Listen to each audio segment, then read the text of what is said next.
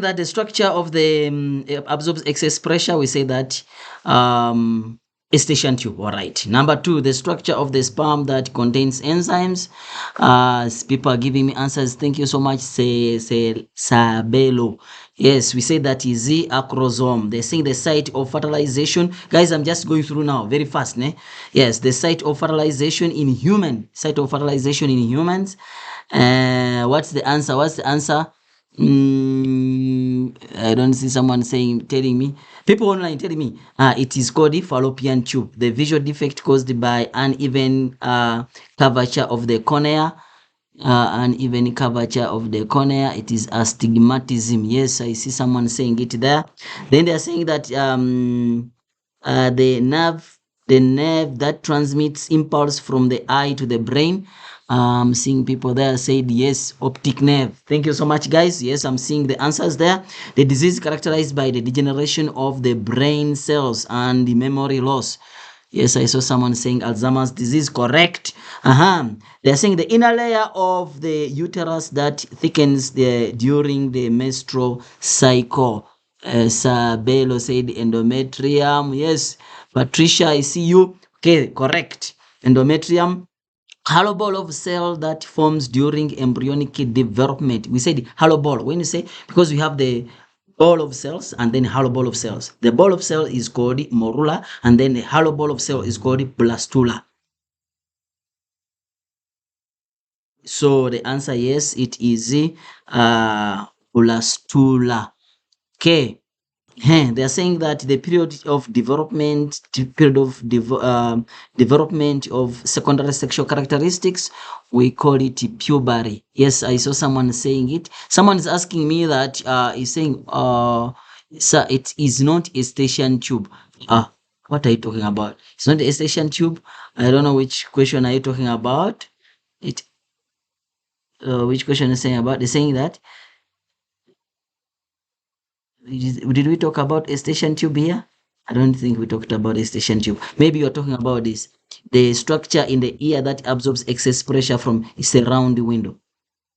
This is a round window. It's not a station tube, guys. It is a round window. I don't know whether I said a station tube, but it is a round window. Then they're saying that the period of development of secondary sexual characteristics, we say that is puberty, the type of vision where both eyes are and focus onto the object. We call it binocular. So guys, you must be knowing that. Then they're saying that the plant hormone that stimulates the germination of seeds, we said it is the gibberellins. So guys, people who are joining us, make sure that you mute yourself. Yes. Then we go to the next question. We got the next question. It says it's gibberellins. They are saying that the part of the brain that connects the left and the right hemisphere, So you remember the brain. So it is what you call the corpus callosum. So remember, guys, when you're answering this question, make sure that you use A only, B only, both A and B. Don't say A, don't say B, don't say A, B, A and B, or A, comma B. These ones will cross them. Make sure that you follow the instructions the way they are. Yes. They're saying that, thank you so much, Portia. They're saying that the part of the brain that connects, so we are done with that, the liquid found in the front chamber of the eye, we call it aqueous humor. So the answer is B only. Thank you. So we go to the next question. 1.4, the diagram below shows the part of the eye that under the different conditions. Remember that, guys, when it comes to the eye, this is when they say different conditions. Look at this. So here there are two mechanisms which we see here. We have the dim light and the bright light. Then we also have just a moment. We have dim light and bright light. We also have the far and near object. So why am I saying that? So remember that when they bring a question about dim light and bright light, that is the pupillary mechanism. So here you only talk about the iris. So you talk about the iris and then you talk about the pupil. So if it is, that is pupillary mechanism, that is in dim and bright light. Yes, that is pupillary mechanism. But when you talk about the lens, the suspensory ligament, the suspensory uh, ligament, and then you talk about the ciliary muscles, then that is the accommodation. That is accommodation. So make sure that when you look at this question, you have to analyze it properly. So if you look at this lens, you see that the lens is small. Remember I said that when you are viewing an object which is far, the lens must be small. Why? Because the object is far. So that's how you remember it. The object is far, then the object looks small, then the lens must be small. When you're viewing an object which is near, the object is big and the lens must be what? Big. But we don't call it big. We say that we call it more convex. So this one is more convex, and then this one is less convex. So even this one is less convex, this one is more convex. So now if you look at this, it means that diagram C and diagram D, it shows that this is a near object. Remember, near object is 6 meters and less than 6 meters. That is near object. While this one, if you look at the lens, it is the far object. So now it means that diagram A and diagram A and diagram B, it is far object. While diagram C and diagram D is a near object. So I'm going to say this is a far object, this is a near object. But now, why? Why am I saying that? Because I'm looking at the lens. I'm looking at the what? The lens. This is far because it is small. Near because it is thick, meaning that it's more convex. But if I look at the size of the pupil now, remember I said that dim and bright light, we look at the size of the pupil. Let me use a different color so that I'm able to differentiate it. So if you look at this, the size of the pupil, check, then check, and then check. Remember, in dim light, I require large amount of light. Therefore, A is dim. A is, look at the pupil is small, pupil is small, meaning that then you have bright light. In bright light, if you look at the sun, you try to close the eyes, which means that the eyes, if they are being closed, it means that you require less light. So it means that if you look at the pupil now, yes, A is going to be for bright light, and also C is going to be for bright light. While B, if you look at B, it is big. The pupil is big. The size between the iris is what? Is big. So B becomes dim light, and also D becomes dim light. In actual sense, if I look now, let me classify them. If I look at the pupil, it shows it is uh, bright light. But if I look at the lens, it is a far object. It is, so this individual is bright light, is looking into a bright light with a far object, while this one is looking at a dim light. But if you look at the lens, it is a far object, dim light but far object. Well, if you look at this one is bright light, but check the lens, it is a nearby object. And then this one, you look at this one, it is a dim light but a nearby object. So when you are trying to explain this, you need to know exactly what you are trying to mean. Yes, please, I repeat this, the question might not come like this, but don't confuse what you explain during dim light and bright light versus accommodation. In accommodation, we look at the lens, we look at the suspensory ligament, and we look at the ciliary muscles. That's it.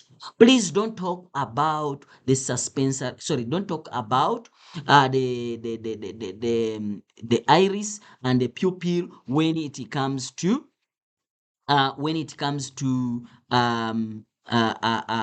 comes to accommodation, please. Okay, now we continue. Now let me clear it up. So now we have seen it. Let me clear it up. Now we're able to uh,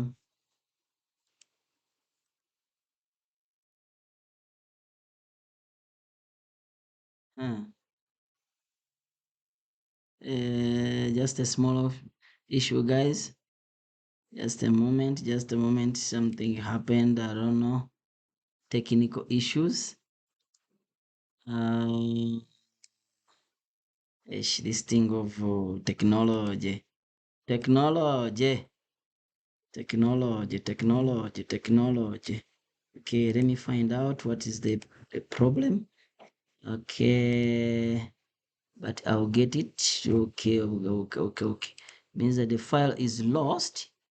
The file is lost from the system. Okay, right. Okay, let me check it here.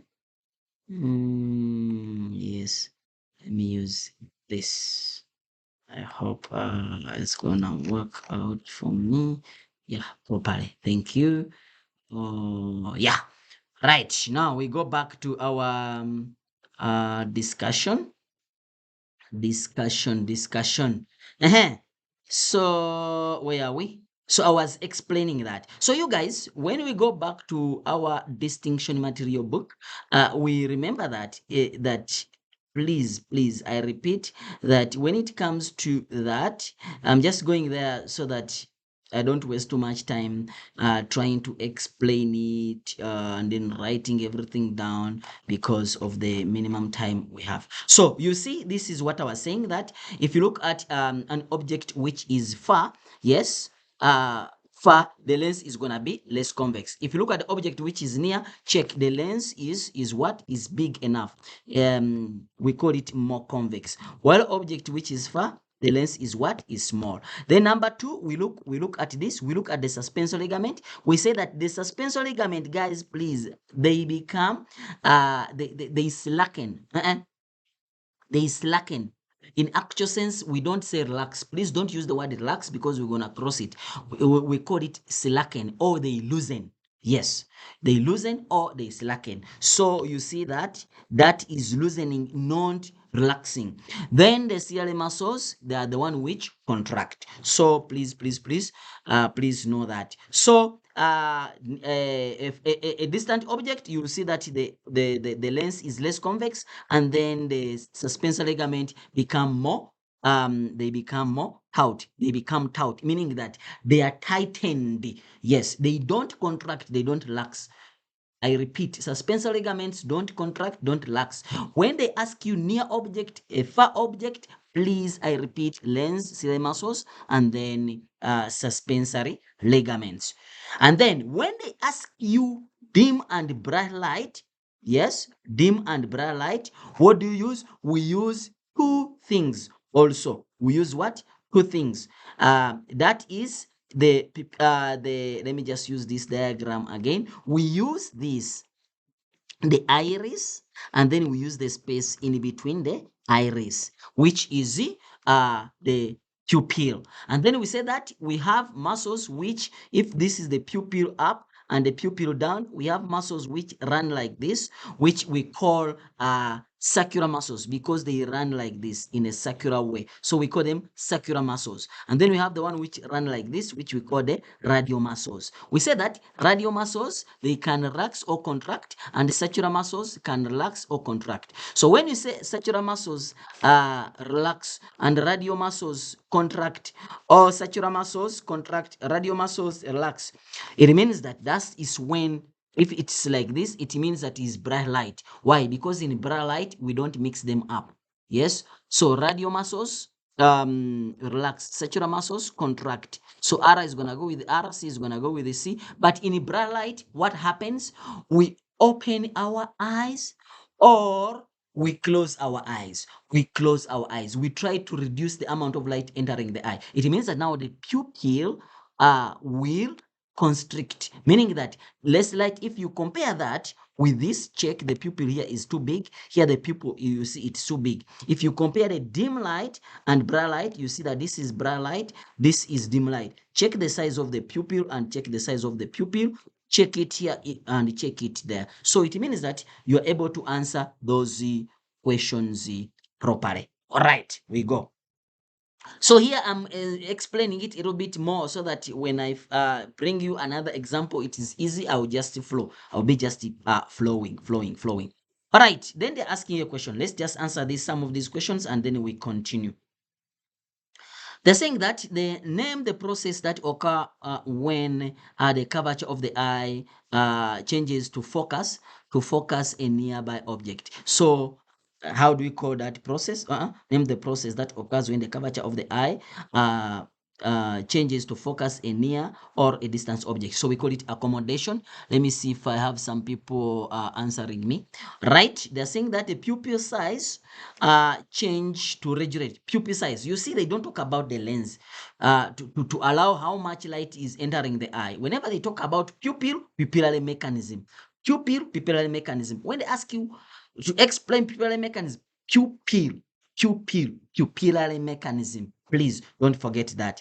They're saying that give the letter and of two diagram A, B, C, D that represents the condition of the eye in dim light. So we explain this. Dim light, we say that look at the pupil, you see that the pupil is big, the pupil is big. So it means that it's gonna be B and it's gonna be D. And then focusing a distant object, you look at the lens is supposed to be small. Remember, distant object, we say that the lens is supposed to be small. So it means that here is the lens is small, here the lens is small. So I'm gonna say it is gonna be A, it's gonna be B. You see? So you guys, you need to know how to apply the eye because the eye is about application. Then we go to the next question. Give the letter of the two diagrams A, B, C, D that represents the eye of a person whose ciliary muscles contract. Now I remember they're saying ciliary muscles.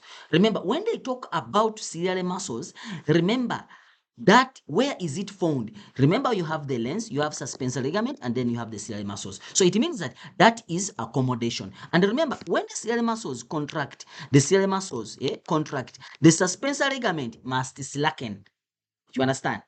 And then the tension on the lens must decrease. If the tension on the lens decreases, I gave an example of a balloon. Yes, when the tension on the lens decreases, what will happen? The lens is going to become more convex. And the moment the lens becomes more convex, it means that that is a nearby object because the lens is big enough. So which diagram do we have the lens is fat, is big? Don't call it fat. So I see it is C and I see it is D. So the answer becomes suspensory. Uh, yes, say C and D. So it's gonna be C and D. They are saying that the radial muscles relax. Radial muscles. When do we find radial muscles? Guys, I repeat, don't confuse the radial muscles with the ciliary muscles. Radial muscles, they run radially. Oh, they run like this. Circular muscles, they run like this. So that is the pupillary mechanism. So now when you say radial muscles, relax. And then when you say radial muscles, relax. And then circular muscles, contract. When do we have this? That is, we don't mix things up. Radio muscles relax R with the R, meaning that we don't mix these things up. So what am I supposed to do?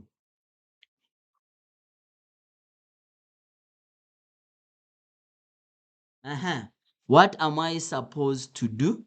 What am I supposed to do here? So here we are saying that radial muscles relax, sacral muscles contract. When do I don't mix them up in a bright light? Meaning that the diameter of the pupil will constrict. I'm gonna have a small pupil, so I will go back and I will check the diameter of the pupil constrict. Okay, meaning that I will have where the pupil is small. So I'm having the pupil is small here, and the pupil is small here. You see? So it means that it's going to be A and it's going to be C. So I'll come back here and I will say that it's going to be A and it's going to be C. Because they said, if you look at the marks, there are two marks. So if you guys look at this, if the way they bring the eye, they can bring it in different versions, they can bring it through the graphs we have discussed about these questions. Please make sure that you smash that question. Let's go to the reflex. Question number 2, reflex arc.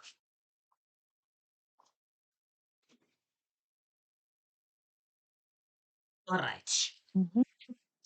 Yes, I see my time for prayer is about to reach, so it means that I'll let you know. Mm-hmm. Let me ask you, people who are with us here. Where are you? Uh-uh. That one is smiling. Okay. All right. Rollins, are you okay? Rollins, don't just look at me like that. I'm asking. All right. We got the next question, guys. Let's go to the next question. The reflex arc. The reflex, the reflex arc. All right. Guys, when you look at the reflex arc, it's a simple thing.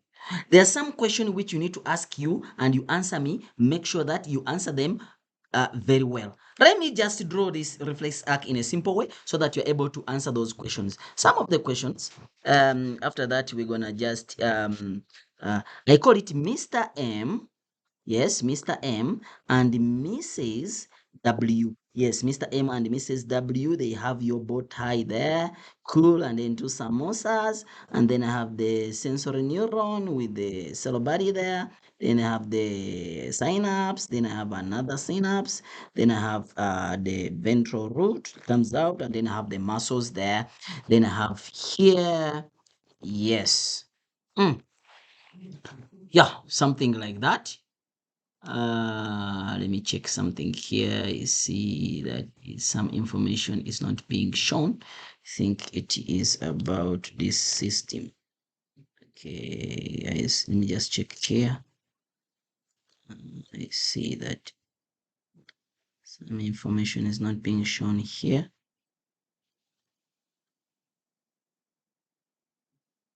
Yep. Okay. Yes. Yes. Yeah. I think let me make it like that because some information was not being shown. I think it's better like that. People who are online. Zezi, I see you guys. Princess, I see you guys. Nomusa, I see you guys. Yolanda, I see you guys. Yes, thank you for joining. And then, yeah. All right, let's continue now to our discussion. We are saying that, yes, so this is this,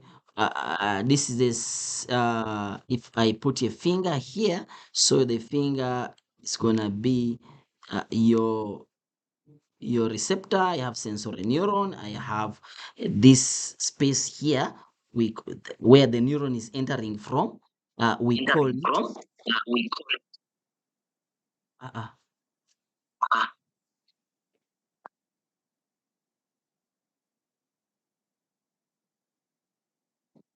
what's happening? What's happening?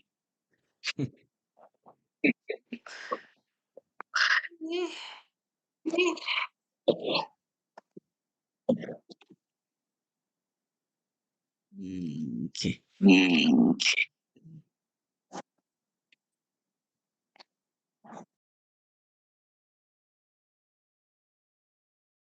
It's doing some echoes thing. I don't understand. Guys saying that from the echo must mute. All right, let me check and see. Maybe someone is having. Uh, oh, Nomfundo, close your thing. Okay, Nomfundo. Okay, now thank you. Thank you. Thank you. Thank you. Okay, we are back. Oh, it was from people who are. All right. Thank you so much, guys. Uh-huh. We are saying that we continue, guys. So now we are saying that this is a receptor. Let's continue. This is a receptor, this is a sensory neuron, and then this is the dorsal root. Now, the swelling we find here where the cell body is attached, we call it a ganglion.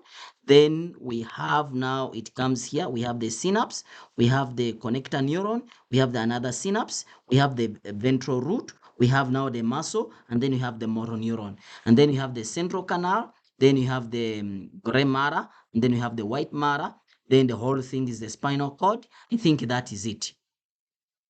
Yeah, I'm seeing people saying, Williams, you're panicking. Please don't panic because you're gonna pass. All right, now let's continue. Since we know that, now we need to know this, that what will happen if A is blocked? If A is blocked, that is meaning that the sensory neuron is blocked. It means that the person will not be able to feel the pain, but will be able to respond. And if motor neuron is damaged, the person will not be able to feel. The person will not be able to respond, but will be able to detect the what? The stimulus. So another question they can ask you here is, what is the reflex arc? Reflex arc is a pathway traveled by the impulse during the reflex action. Guys, it's not a pathway traveled by the impulse. No. It's not a pathway traveled by the impulse to bring about the stimulus. No. It's a pathway traveled by the impulse during the reflex action. Because it can go to the brain. This pathway must be related to the spinal cord. At least your answer must be related to the spinal cord, or it must be related to reflex action. If you don't do that, then it means that your answer is going to be wrong. So some people, they define it as a pathway traveled by the impulse to bring about a stimulus, to bring about a response. Which response? Is it a reflex action? It could be a different response, but it is not a reflexy action. So it must be like that. So another question they can ask you, what is the function of the reflex action? It is used for to protect the body from harm. Then another question they can ask you is what is the function of the synapse? The synapse, this one, what's the function of the synapse? It allows impulse to move in one direction. And then it can also ask you, what is a synapse? A synapse is a junction between two or more neurons, you see? So you need to know these terminologies, and you need to know. And then they can ask you, give the path. When they say the path, they're asking you that they say this is A, this is B, this is C. So you tell us that a receptor, then sensory neuron, motor neuron, then connector neuron, and then motor neuron, and then effector. That is the pathway. Yes. So basically, that's what you describe. But if they ask you to describe the whole process, now you describe the process of the reflexy action. Yes. All right. So we go to the next question now. Let's look at it. Now we know what is it. What is A? Look at it. Where is it coming from? If you look at A comes like this, and then it goes like this, then out. Meaning that if you look at A is a sensory neuron, and then B is a connector neuron. And then the gap between the two, it is called a synapse. So D is a synapse, and then C becomes the motor neuron. So that is the neuron. So this is the effector. So this one was supposed to be connected to the receptor. So now the question comes in. They're saying that label this.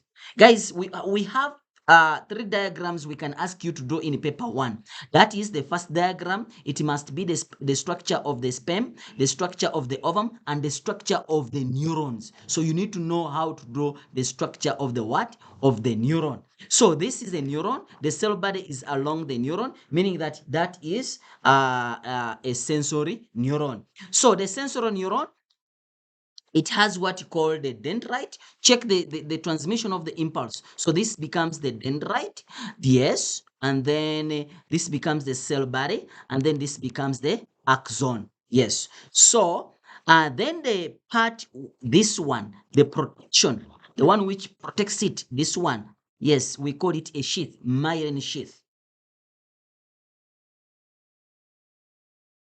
Someone saying that it's not a gap between neurons. Synapse pathway traveled by the impulse. It is the myelin sheath. All right. All right. They're saying that. So F becomes the what? It becomes the what? The F becomes F becomes the zone. So they can ask you what is this? The dendrite. The dendrite is the part. Um,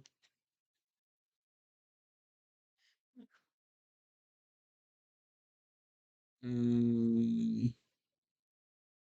internet, internet. Stop it.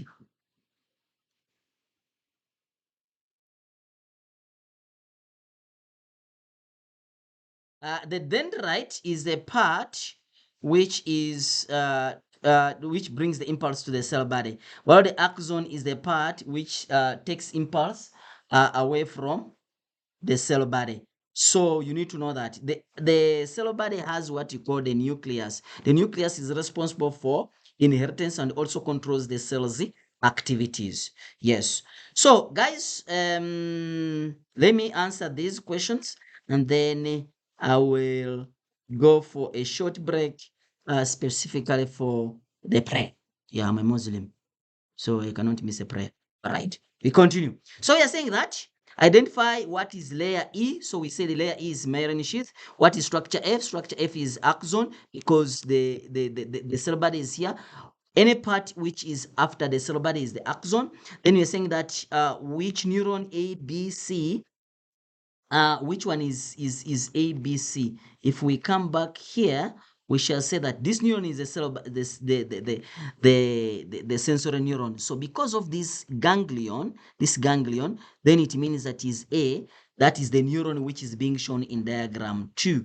Then we go to the next question. They're saying that um, represent a type of neuron shown in diagram 2. So we have seen it. If damaged, when the person can feel but cannot respond. The person can feel, meaning that you are able to detect the stimulus, but you cannot respond to the stimulus, meaning that it is the motor neuron which is being damaged.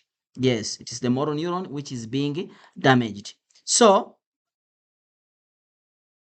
it means that it's neuron C, and then they are saying that give the letter and the name of the part that ensures that there is unidirectional flow of impulse, meaning that the impulse moves in one direction. So guys, when they bring this, make sure that you kick it, you smash it. Ne? So the answer becomes the synapse. We say that the synapse allows impulse to move in one direction. So if I reload and then I clean it up, so we shall see that the space is this space which we say that it is the synapse. So the answer becomes D. So now I think guys, you know what the synapse.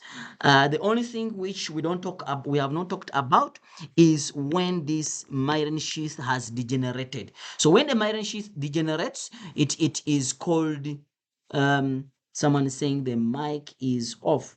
The mic is off. The mic is off.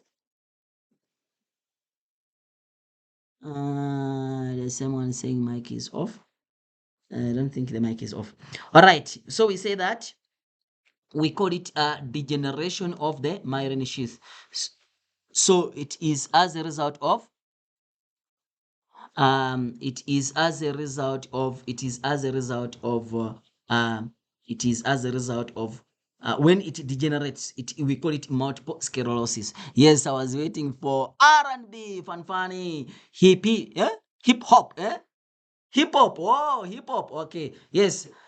You got it right. No, I can hear you. Thank you, Zianda. All right. So we got the next question. It's the brain. All right. So guys, I'm going to give you 5 minutes so that yes, I can also service myself. 5 minutes.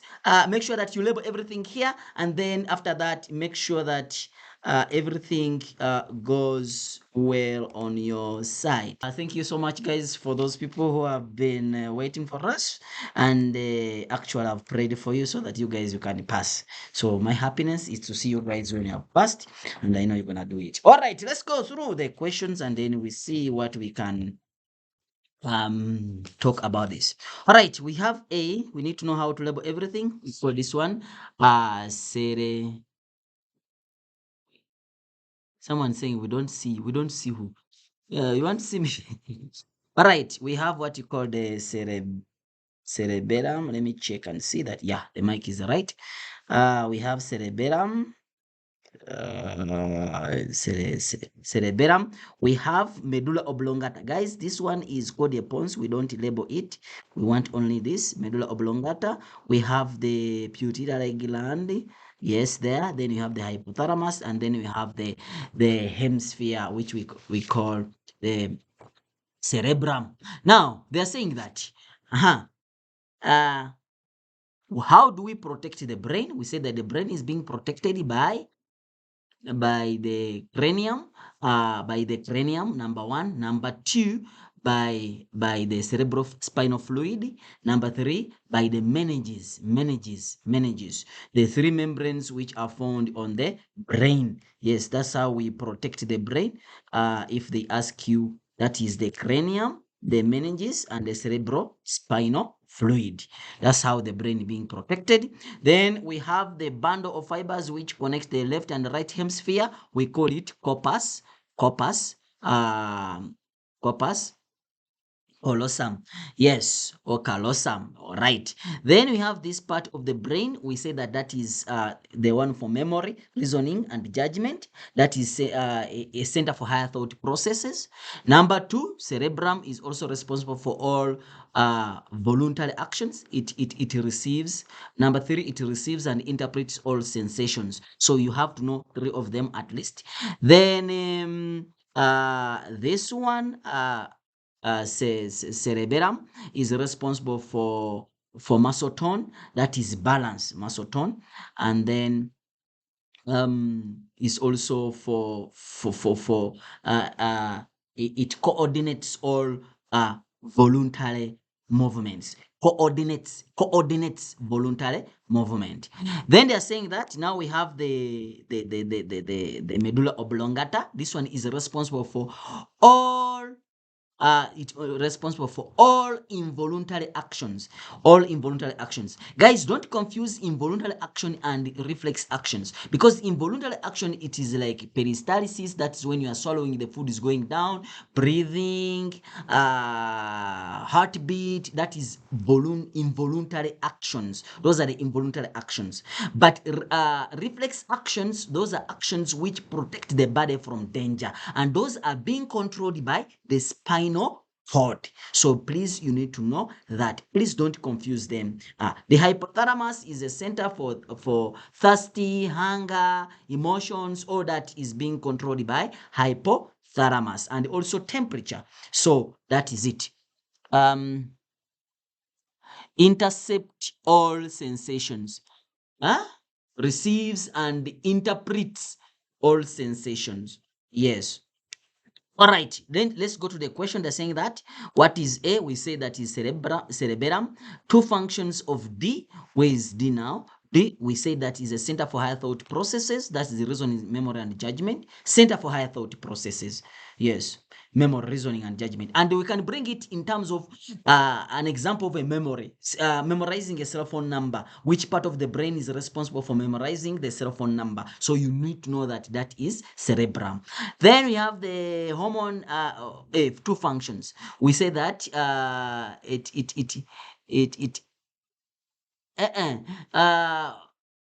Zippo is saying that connects all voluntary action. No, it doesn't connect all voluntary actions.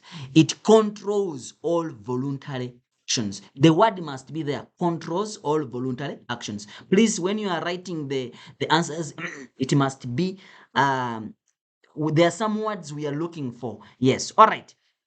They're saying that name the hormone that is secreted by C. Which C? C is the pituitary gland. For example, it produces a lot of hormones, but they're saying long bones. That is growth hormone. Don't say GH. Write it full. Growth hormone. Then mammary gland in the breast, that is prolactin.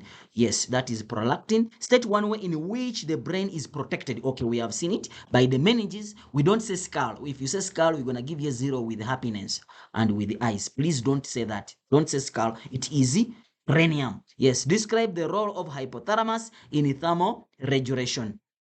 Now this one, people who are writing their major, now you can describe the role of hypothalamus.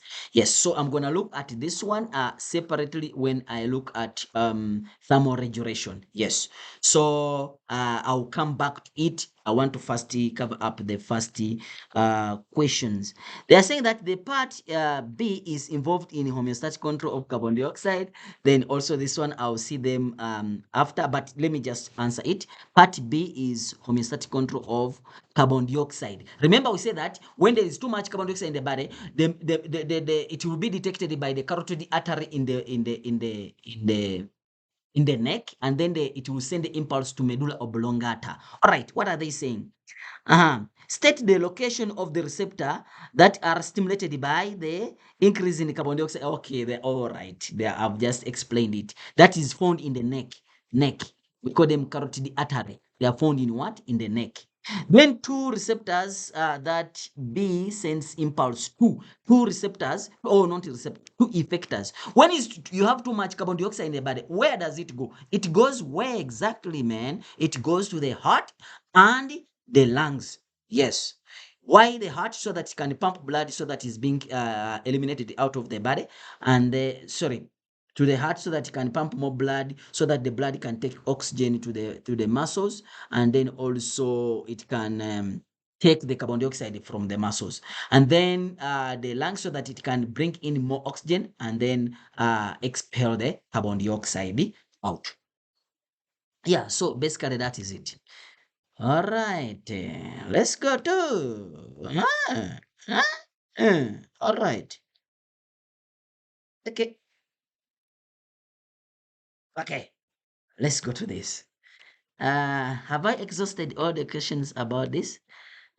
So guys, I think that is it. I've tried to exhaust most of the questions about this. I think I would just have to look at the ear, but I'll look at it and then I'll also discuss about it. Let's go to question 2.2. This is the structure of a testis, but now I'm looking for the male reproductive structure.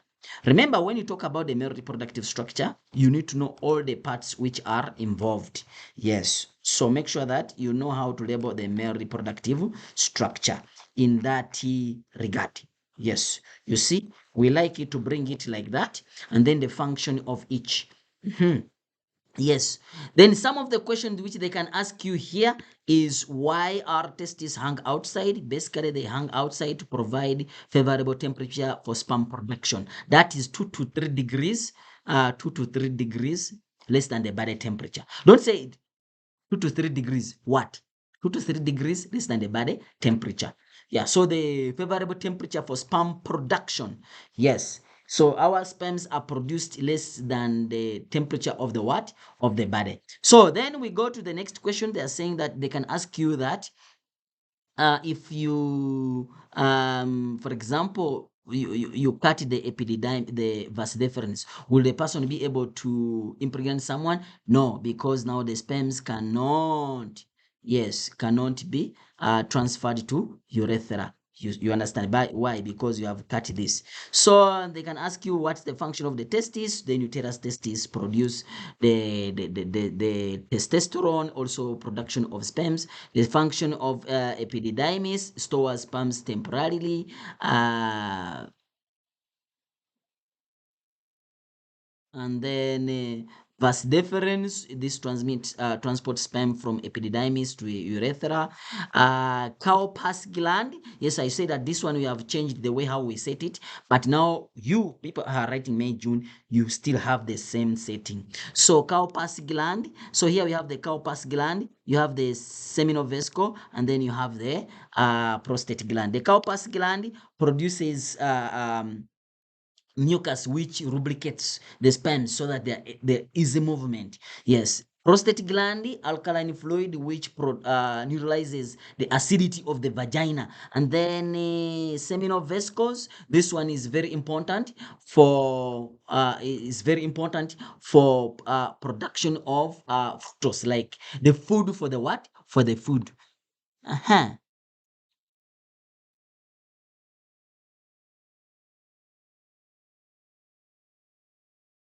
Okay, Zippo or Zippo. All right, I'll come back here. Don't stress about it, about the thermal regulation.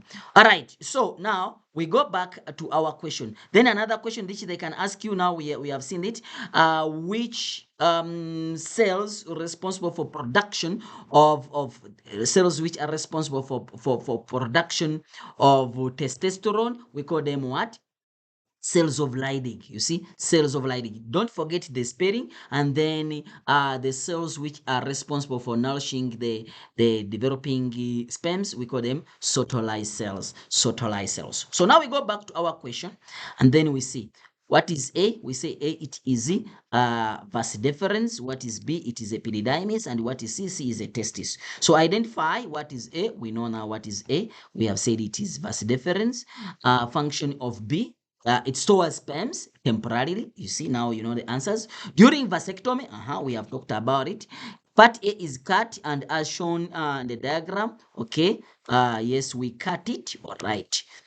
What happens? Semens will not be released during copulation, explaining the composition of semen after vasectomy. So basically, the composition of semen is going to be having this. It's going to be having the fluid from this and this. That is the fluid from the corpus gland, the fluid from the prostate gland, and the fluid with the seminal vesicle. Yes, but it will have no sperms. It will have no what? Sperms. So that it will have no sperms. It will only have the fluid from the seminal vesicles, corpus gland, and the prostate gland. In case of in rare cases, male are born with part C located inside the body because it fails to descend. Sorry for those ones. We pray that we pray that we get kids who are able to descend their testes. All right. Explain how this condition might affect the fertility of the male. Yes, there will be low sperm production. Yes, if there is no sperm production, because sperms are produced at temperature below the body temperature. So, meaning that now they won't be able to produce enough sperms because the testes don't have the temperature which is required by the sperms to be produced. You understand? Yes. So, so I think that is it. You guys, you are getting it. Yeah. So you guys, if you have a question, you let me know, guys. Ne? Yeah, you let me know in the comment. People who have questions, those people are on Zoom.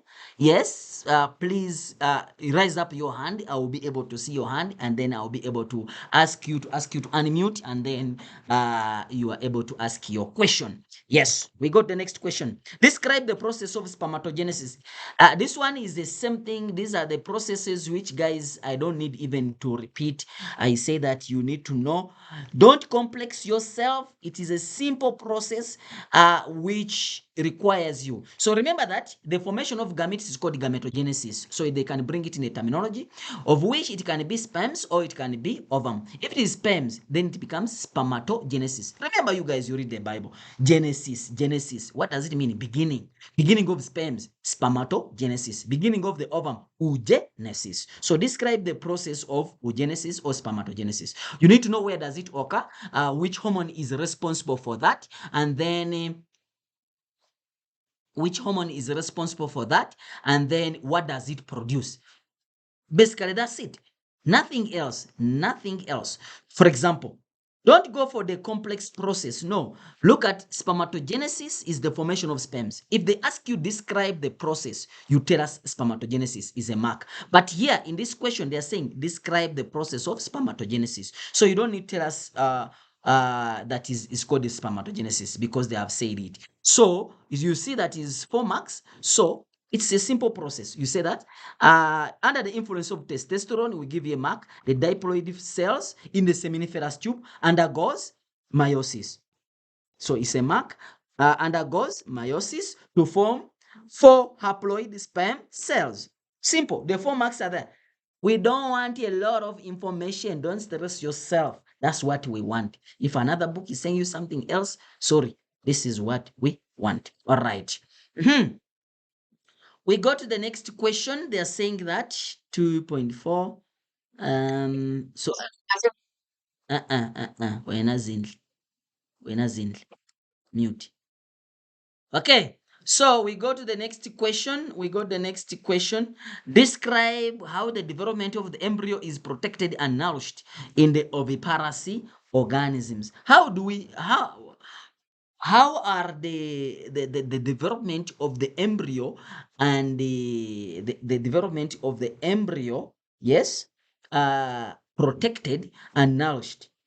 If it is asking you just like that, it's a simple thing. If it's saying ovoviviparous, now you need to remember what is viviparous, oviviparous, and sorry, what is viviparous, what is oviparous, and what is ovoviviparous. This is what I mean. Yes, this is what I mean. So I'm not going to do. Remember, vivi means inside. Ovo, VV means inside. The development is inside the uterus. Ne? Don't say inside the body, the female's body. Inside the uterus, yes. And then the embryo is obtaining nutrients from the mother through the placenta. These are the key points we are looking at. So that is viviparous. Then ovo. And what about oviparous? Oviparous, the development is outside the female's body. Yes. So meaning that the nutrients are being obtained from egg yolk. It means that it has a well-developed egg yolk. Yes. Then they're saying that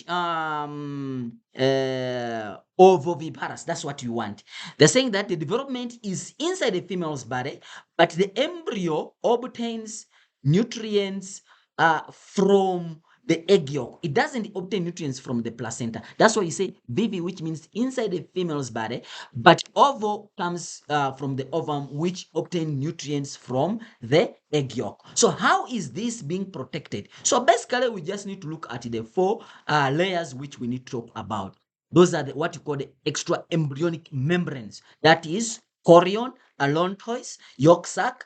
Yes, those are the layers you're supposed to talk about. Those are the layers. The chorion, the yolk sac, the allantois. So that what is amnion doing, what is chorion doing, what is allantois doing, and what is the yolk sac doing. And then you'll be able to get these marks. You tell us the chorion, what does it do? Yes, if it is respiration, for example. If you talk about allantois, it is gaseous exchange. Cool. Then you tell us the amnion. Yes, it is also protection, shock absorber. All right. Or cushion. Then you tell us yolk sac provides nutrients. You got the marks, man. You got the marks. There are 8 marks there, and then you are able to get the 7 out of 8. You're able to get 7 out of 7. Yes. So you guys, you see, you're able to get them. Let's go to the ear. Pa, pa, pa, pa. I'll come back to the before I go to the ear. Let me just finish up the male reproductive structure. Let me just talk about the structure of the sperm. This, guys, you can't go to the paper without knowing the structure of the sperm. You want to be what? Hey, girls, I know you know this structure very well more than the boys. Okay. Yes, I know that. I didn't say that you like this structure. I said you know. So don't quote me wrong. All right, we continue. Listen, what I saying? Can you please also upload tourism? Listen, how can you say that, man? I'm in the live class of life science. Okay, I'll ask the management to upload tourism. All right, we continue. Remember, guys, the sperm. You are a sperm. You are a moving sperm. You are a moving sperm. Did you know that? Yeah. So you remember you have a head. Cool. Also, the sperm has a head. You don't you know that your head is pointed? Yeah, your head is pointed. Guys, make sure that you know how to draw a real structure of a sperm. Actually, make sure that you know how to draw yourself. You can't fail yourself. You have the brain. The sperm also has the nucleus. You see, you have the teeth to break. Also, the sperm has the what? The teeth, which we call the acrosome. Yes, it has the mouth actually. Inside we have the enzymes which help in breaking the what? The food. Also, you have the teeth. You see that you a sperm. Okay. You have the neck. Also, the sperm has the neck. You have a chest. Also, the sperm has a chest. Are you a moving sperm? Are you still denying? So when I call you moving sperm, say yes, sir. All right. We continue. Just I need to draw here the proportionality bit. Mhm. I bet. And then now, yes. What do you do with the chest? The chest is to provide, you provide the what? The energy. You obviously the sperm also had this middle piece which provides energy. Then you have legs, Remember your legs are longer than the body. So even the tail is supposed to be long enough. Yes. Remember that the legs when they are coming from top, they are big enough, and then as they are going down, they are small, they become smaller. You see? So you're moving sperm. So sperm, say yes, sir. All right. Now, since I know how to draw the structure of a sperm, guys, don't draw your diagram Z like this. See, you draw, you see this is the sperm. Some people, they don't care about their marks. It's like you don't care about your future. Draw something properly. Yes, okay. Now, questions about this. How do you label this? Label this. This is acrosome. This is acrosome. This is nucleus. This is nucleus. This is the middle piece. Middle piece. This is the mitochondrion. The mitochondrion. This is the tail. This is the tail of flagella. And then now they can ask you a question. How is the sperm adapted for fertilization? How is the sperm adapted for fertilization? So now you're gonna tell me. You remember? You remember that sperm is adapted for fertilization because it has the acrosome which contains enzymes which digest the membrane of the ovum. Guys, don't mess up.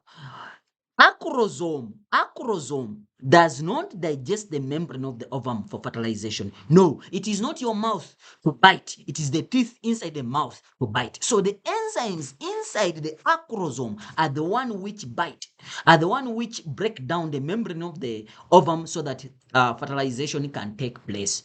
Wabona. Yeah. So acrosome contains enzymes which digest the membrane of the ovum for sperms to digest the membrane of ovums, for sperm to fertilize the what? The ovum. So acrosome is done. So we have the nucleus. Whenever you talk about the nucleus, is for genetic inheritance, and also you talk about controlling the cell activities, right? Actually, you resemble your father because of the sperm he gave you. So if your father didn't give you a sperm, what does it mean? Right, let me leave it. Today I was telling you that the sperm is a sperm in English is a sperm. In English is called a seed. In science is called a sperm. Anyway, guys, please don't panic. Tomorrow you're gonna pass. You're gonna pass, ne? Yeah. Right. They're saying that the middle piece it contains mitochondrion which provide energy. But the question is asking you, how is the sperm adapted for fertilization? So you talk about the nucleus and you also talk about the acrosome. How is the sperm adapted for locomotion? You talk about the pointed shape. The pointed shape.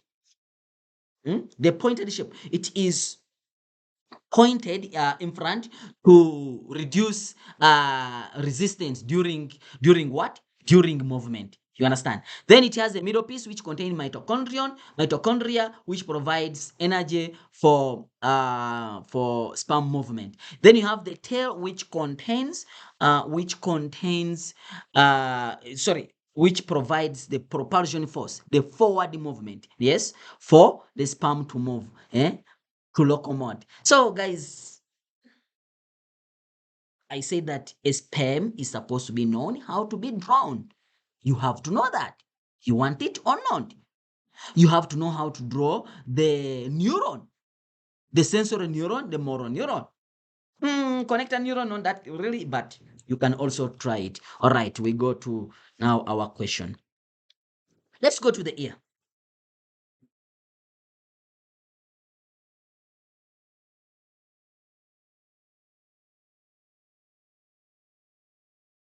There is a question here.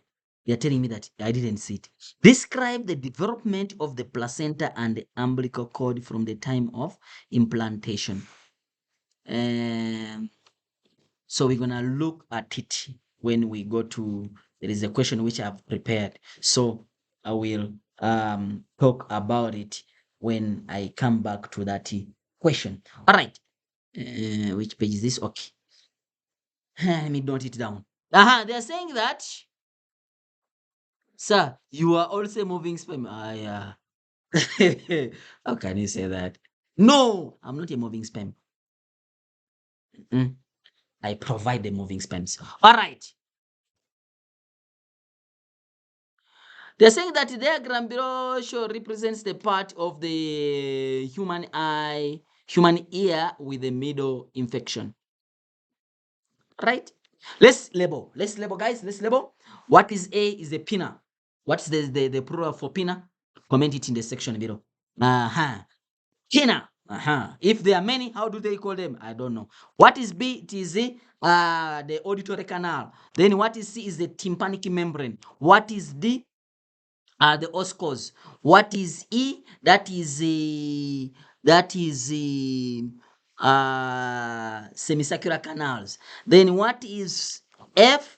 F is oval window. You see that is oval, ne? It's oval, but this one is called round window. Then this one is called the eustachian tube. Eustachian tube. All right, we continue.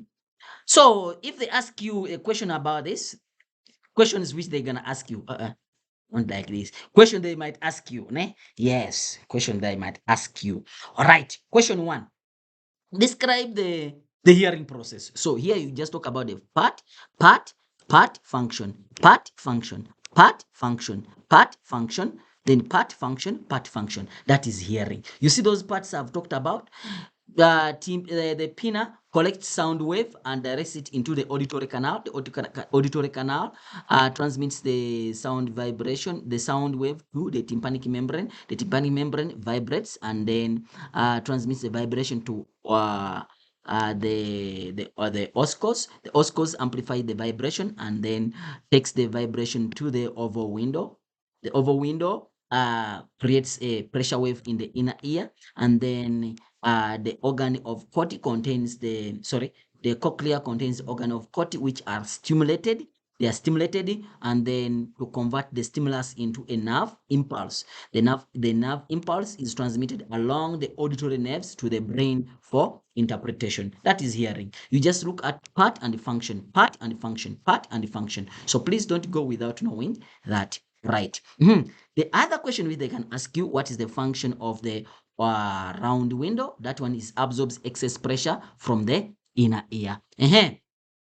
What is the function of a station tube? A station tube equalizes pressure on the either side of the tympanic membrane. Then they ask you, what will happen if if this middle ear is blocked, is filled with a fluid? It means that now it will create a pressure on the inner side of the tympanic membrane. You understand? And then causing the tympanic membrane to burst, leading to deafness. You see? Yeah. So, how can we basically, what causes this fluid to accumulate in the middle ear? It's because of the pathogens, the bacteria. The bacteria, what do?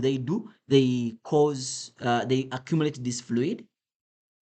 Then in number two, how do we treat them? Because it's a bacterial disease. Therefore, we use what we call antibiotics. Number two, we also cut the tympanic membrane, which we call the surgery, and then we allow the fluid to move out using the grommets. These structures called what? The grommets. So I don't want to go there.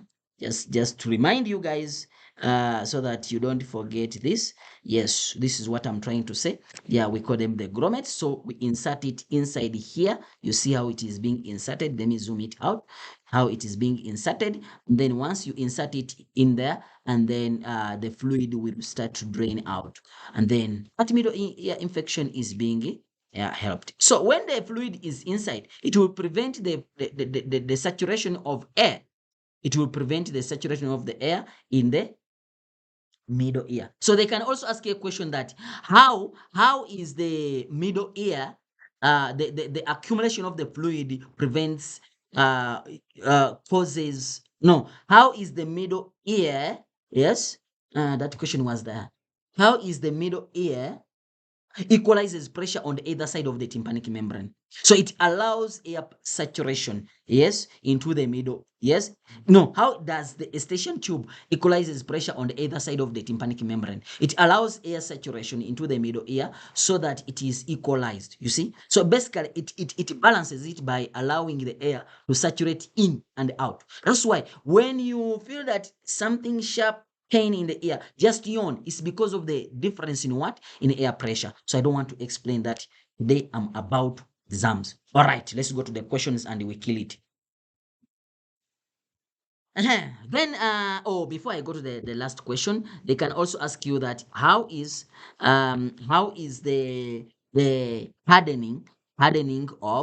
hardening of the tissue, this tissue cause deafness. So when they are hardened, it means that they cannot move. They cannot move. So if they fail to move, or they will move slowly, you see, they will move slowly. So it means that now that person will either lose hearing completely or will have short of hearing. Yes. All right. So identify part B. Identify part B. So we see that part B, part B, it is part B. Part B, we say that is the auditory canal. Part D is the ossicles. Then state one function of A. It collects sound wave and directs it. Don't just say collect sound waves. Collects sound waves and directs it into the auditory canal. Yes. Explain the middle ear infection could affect hearing. So that's what we say, that the accumulation of the fluid. Yes. Number one, it will prevent the air from being saturated. That's number one. Number two, it creates a pressure to the tympanic membrane, causing it to burst, causing to what? To burst, and then leading to deafness. Yes. Then they are saying that this describe the role of the eustachian tube. The eustachian tube, this one, it equalizes pressure on the either side of the tympanic membrane. But how does it equalizes it? By allowing air to go in and out. Yes. So it brings about the air balance. They are saying that they name the small device inserted into the middle ear. We see what we have discussed before. You can answer all questions which are related to that. We call them what? Grommets. I saw someone saying it already. Who was that person? I saw someone saying grommets a long time, but I didn't understand why he's saying grommets. Yeah, all right. We call them what? Grommets. Vanal. Is it? It's not auditory vanal. It's auditory canal. Yes. Maybe it's just your typing error. Thank you. It's all called auditory canal. All right. They're saying that. Name the small devices. We say that small devices, we call them, we say that those small devices, we call them what? We call them, okay, someone is saying that you want to watch later. Okay, let me do this.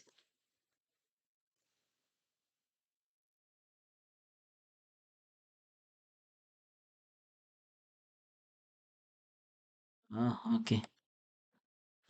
So those small devices, how do we call those small devices? We call them grommets.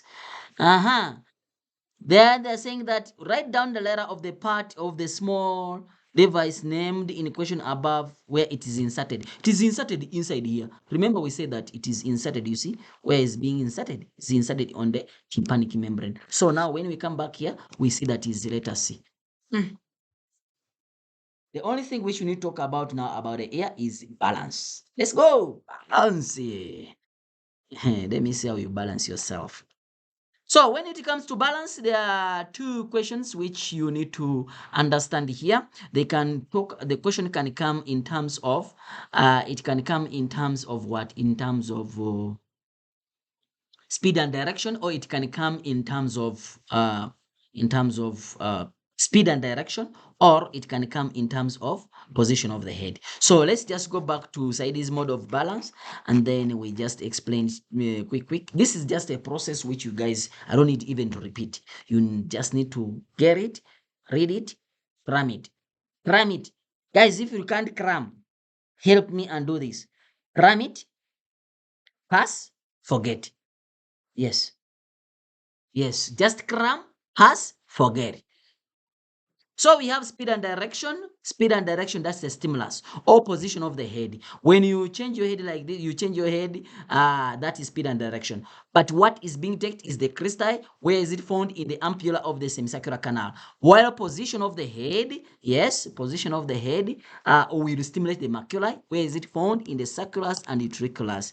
The stimuli here is being converted into a nerve impulse. Guys, all these points which are here, make sure that you know them, is transmitted along the auditory nerve to cerebellum for interpretation so that balance is being restored. So here, there is nothing I'm going to explain too much. I have a lot of questions which I need to just to show you. I think I'm almost there, but I need to show you those questions. Here, balance, I've explained balance several times. If you are the first time to visit here, a lot of questions which are there. By the way, I know you are writing tomorrow. We are going to the second paper now. By the way, thank you so much for subscribing. Yeah, thank you so much, guys, for subscribing. Yeah, yeah, thank you so much. Thank you so much for subscribing. All right. They're saying that the process of maintaining the internal environment of the body, internal constant environment of the body. How do you call that process? That process is called process of maintaining a constant internal environment. Who knows that? Starts with H. It's called homeostasis. Organelles found in the large quantity of the neck of the sperm, we know that. We say that mitochondria. The disease characterized by the degeneration of the brain tissue, Alzheimer's disease. The layer of the eye that is richly supplied with the blood vessel, we say that choroid. Then they're saying that the type of development in birds in which young ones are born fully. Remember, guys, we have precocial and atricial. Precocial, we say that they are born prepared. And even the egg yolk has a lot of content. Yeah, so that egg yolk, it helps them to develop fully. Yes. These ones, their egg yolk is big. Their egg yolk is big, meaning that they have a lot of content. Therefore, they're able to develop fully. While these ones, the egg yolk is what? Is small. Therefore, they are not developed fully. So precocial, born prepared. They are cautious when they are born. They know that where we are going, it is dangerous. So they are born prepared. Yes. So then they are saying that the group of the group of cells, yes, group of cells that's secreted by the insulin in and glucagon. How do you call this? We call them isolates of Langhans. Isolates of Langhans. Let me just write the spelling. Can you write the spelling together? Isolate, isolate, isolate. You can read it as isolate. That is late. Isolate. You see? Then of. I think of, everyone knows the of. Yes. Langa. Lang. Langa. Langa. Langa. You see? Am I writing it properly? Let me just write it properly. I want you to go together. Langa. Langa. I said of langa. Then hands. Hey, call it hands. Not hands. Hands. The problem you pronounce bank as bank. Okay, now I should call it hen or hand. Hands. Okay, it's a hen. I said so long hands. So isolate, eyes, isolate, islate, islate. You see, islate. Yes, so you isolate it, ne? Yes, it's isolates of Langhans. Yeah, someone is writing, it's not E, it is A. Yes, correct. Yeah, someone is writing, this one is A, ne? Yes, islate of Langa hands. So I don't know how you're gonna pronounce it, but that's it. All right. Isolate of Langhans. Structure in the sperm that contains enzyme to dissolve the membrane of the ovum. We call it acrosome. Then they're saying that the blood vessels that transport carbon dioxide from the fetus to the placenta, that is from the fetus away. Away. So when you say away, artery, away, artery. So it means that this is umbilical artery. So we get all the marks. So now it means that now our life is getting much more better. Why? Because at least we have done some explanation and reminding you, we revise together. Then now we can do questions very fast. Extraembryonic membrane found in the amniotic egg. So both of them. That is the chorion and the allantois. So both A and B. Structure in the ear that absorbs excess pressure from the cochlea. So absorbs excess pressure from the cochlea. Here is none, because absorbs excess pressure from the cochlea. That is the inner ear. That is round window. It's not there. Structure that transports semens out of the body. Semens out of the body. Yes, semens out of the body. So the answer is gonna be B only. Yeah, so we are done with that. We go to the next question. You see now, we have tried to cover most of these questions. You see? We go to this question. They're saying that diagram below shows the nervous system. This one is basically is trying to show us this, which we talked about. Do we talk about it? Yeah, but we talked about it. It's just that, okay. Yes, it's here. Yes, it's here. That's the diagram. You have the central nervous system. The central nervous system is the nervous system is divided into the central nervous system and the peripheral nervous system. The central nervous system is divided into the brain and the spinal cord. Those are the centers. And then the peripheral nervous system is divided into autonomic nervous system and the somatic nervous system. Yes, the autonomic nervous system is divided into the sympathetic nervous system and the parasympathetic nervous system. The somatic nervous system is divided into spinal nerves and cranial nerves. So that is it. So now let's find out. What are they saying? Now you have the central nervous system is divided into central nervous system and the peripheral nervous system, the brain and the spinal cord. Yes, here we have the cranial nerves and then spinal nerves. You see, so both the two, how do they call them? We call them autonomic nervous system. So autonomic nervous system is divided into sympathetic and the parasympathetic nervous system. So basically, you just know what is it. Yeah, Ish, I don't know how to explain it, but someone is saying what? Let me ask you one person from the Kensani. Are we together? Kensani, unmute. Unmute. You said that you have some questions. Which questions were those? You had a lot of questions. But am I addressing them now? Am I addressing them slowly?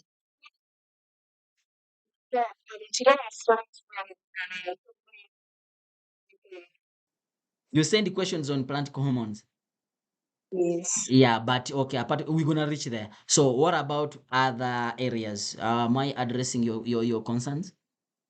Okay, what else is it's the graphs The graphs, I'm and gonna talk what about them. else? I'm gonna talk about the Okay, graphs because I need to talk about the investigative question. all right. All right. And Okay. then And yeah, what? I forgot sir. Okay, no problem. So, all right, guys.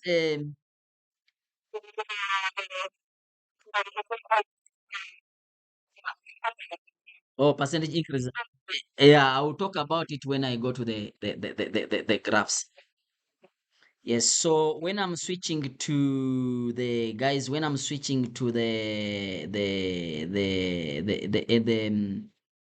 tropism, homeostasis, and what endocrine. Before I go to those ones, I'm gonna first talk about the investigative questions. Then after that, now I'm gonna shoot there. The reason why I'm doing that is so that I cover up those people who are writing their exam also. They're not final exams, but they are writing their May, June. All right. Uh-huh. All right, let's go, guys. We continue. What is this now? Okay, they're saying that identify the component of the nervous system represented by A. So we have seen it. It is the peripheral nervous system. Then in D, we say that it is the autonomic nervous system. Name the type of nerves represented by C. If it is not cranial, then it's spinal. Remember, some nerves they come from the cranium. Some nerves they come from the spinal cord. You see, yeah. If they're not coming from the cranium, yes, you see, we call them cranial nerves. You see, if they're not cranial, then they're what? They are spinal nerves. So that's what they wanted there. Then they are saying that name the type of cells, okay? Name letter and the name of the component that slows down the heartbeat. Remember that when you see that you are under emergence, the sympathetic nervous system is going to increase the heartbeat. Then the parasympathetic E is going to decrease the heartbeat. Yes, so the answer is E and the parasympathetic nervous system. Name the cells make up the nerve tissue. We call them neurons. Yes. Name two ways in which the brain is protected. You see, guys, we have been talking about this. The brain is protected by the cranium, by the cerebral spinal fluid, and the meninges. Yeah, so now we can answer that question. You see, we answered it very fast. Why? Because we have discussed it before. Then we go to the next question. This is the ear. You have remember the ear is divided into outer ear, middle ear, and the inner ear. So this is the inner ear, this is the middle ear, and then the ear itself, the ear, which you refused me to tell me what is the plural for this so-called pinna. Okay, yes, is the outer ear. You see? So now identify. Let's first answer everything. This is it. Oscos. There's oval window. This is a station tube. This is a round window, and then this is let me just say it's a semicircular canals. All right, identify F. So we have said that semicircular canal. Give the corrective name for B. It is Oscos. Name the letter and the part of the structure that equalizes pressure on the either side of the tympanic membrane. Yes, basically outer ear and the middle ear. That is the D, which is the eustachian tube. Create pressure wave in the inner ear. That is you see, that is the oval window. That's what we discussed.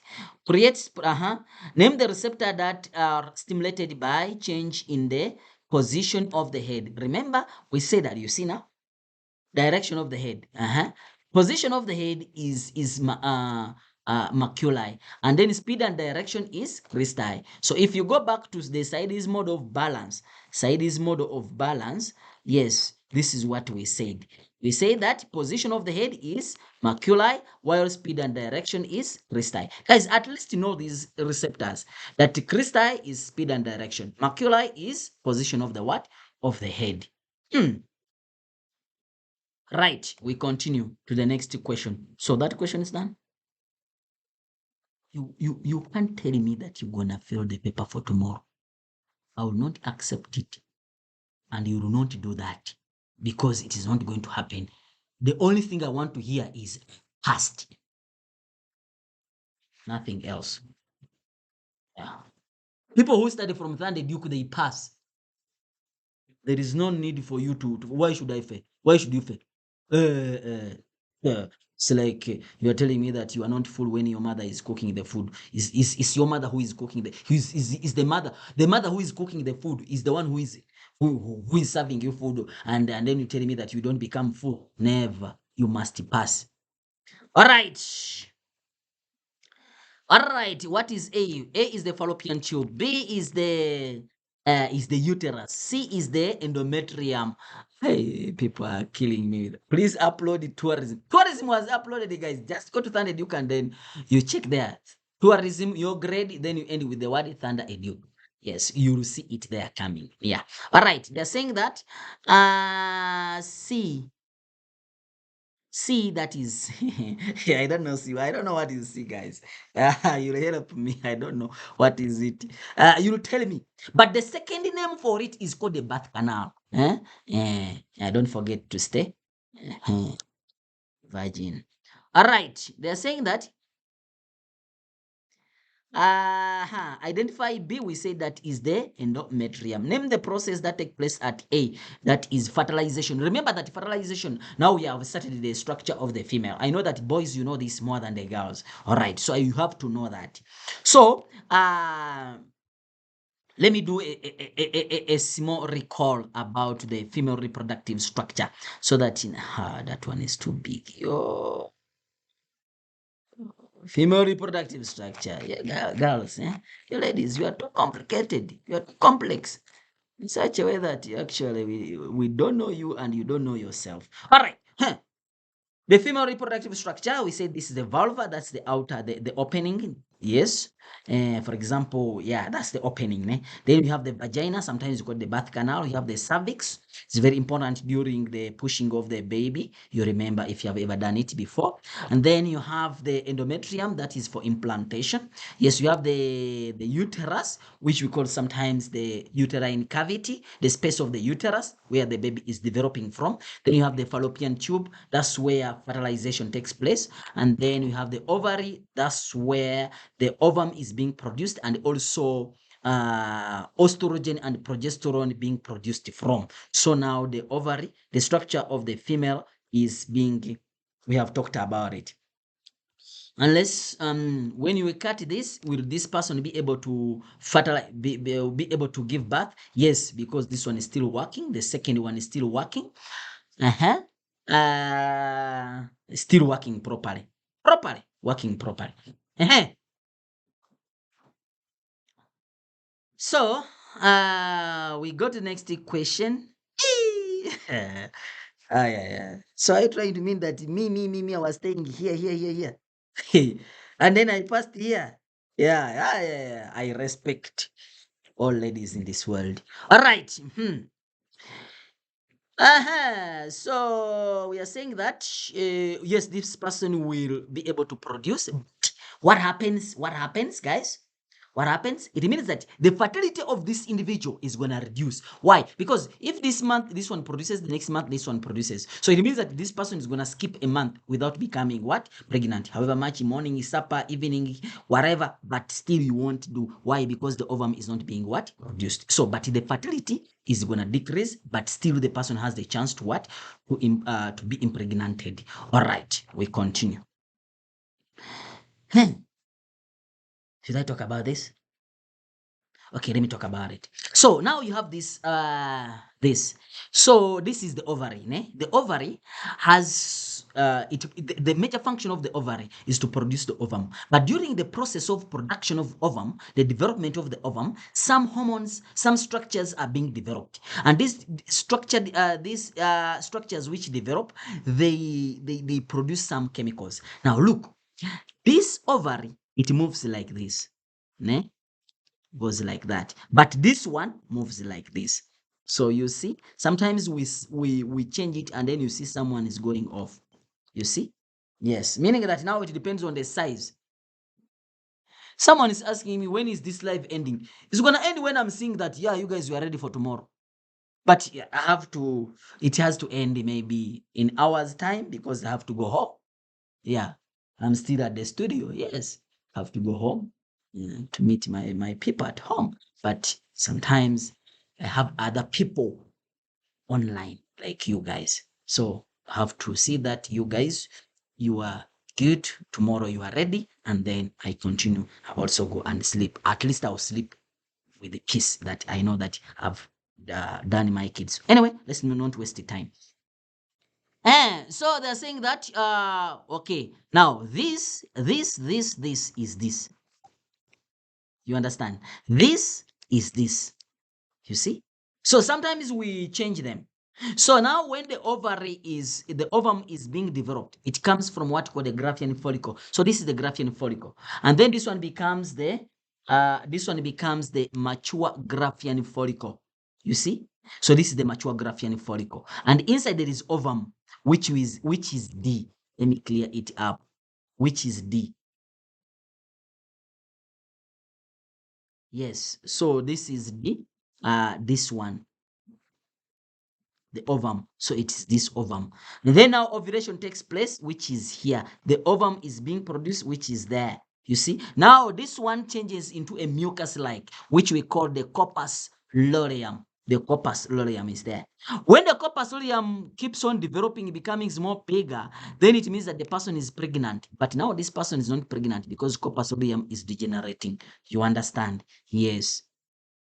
So here, even here, it shows that the corpus luteum is degenerating. When the corpus luteum degenerates, then the person is not pregnant, meaning that remember the function of now Graafian follicle is to produce the hormone called estrogen, which prepares the uterus for implantation by making the endometrium, by making the uterus thick, vesicular, and glandular.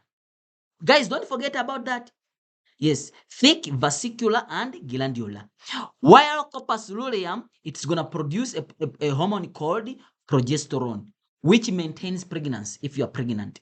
Yes, it maintains its function is to make the endometrium more thicker.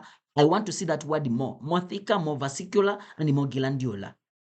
So the function of progesterone also, if there is high level of progesterone, yes, is going to inhibit the production of FSH. Why? Because FSH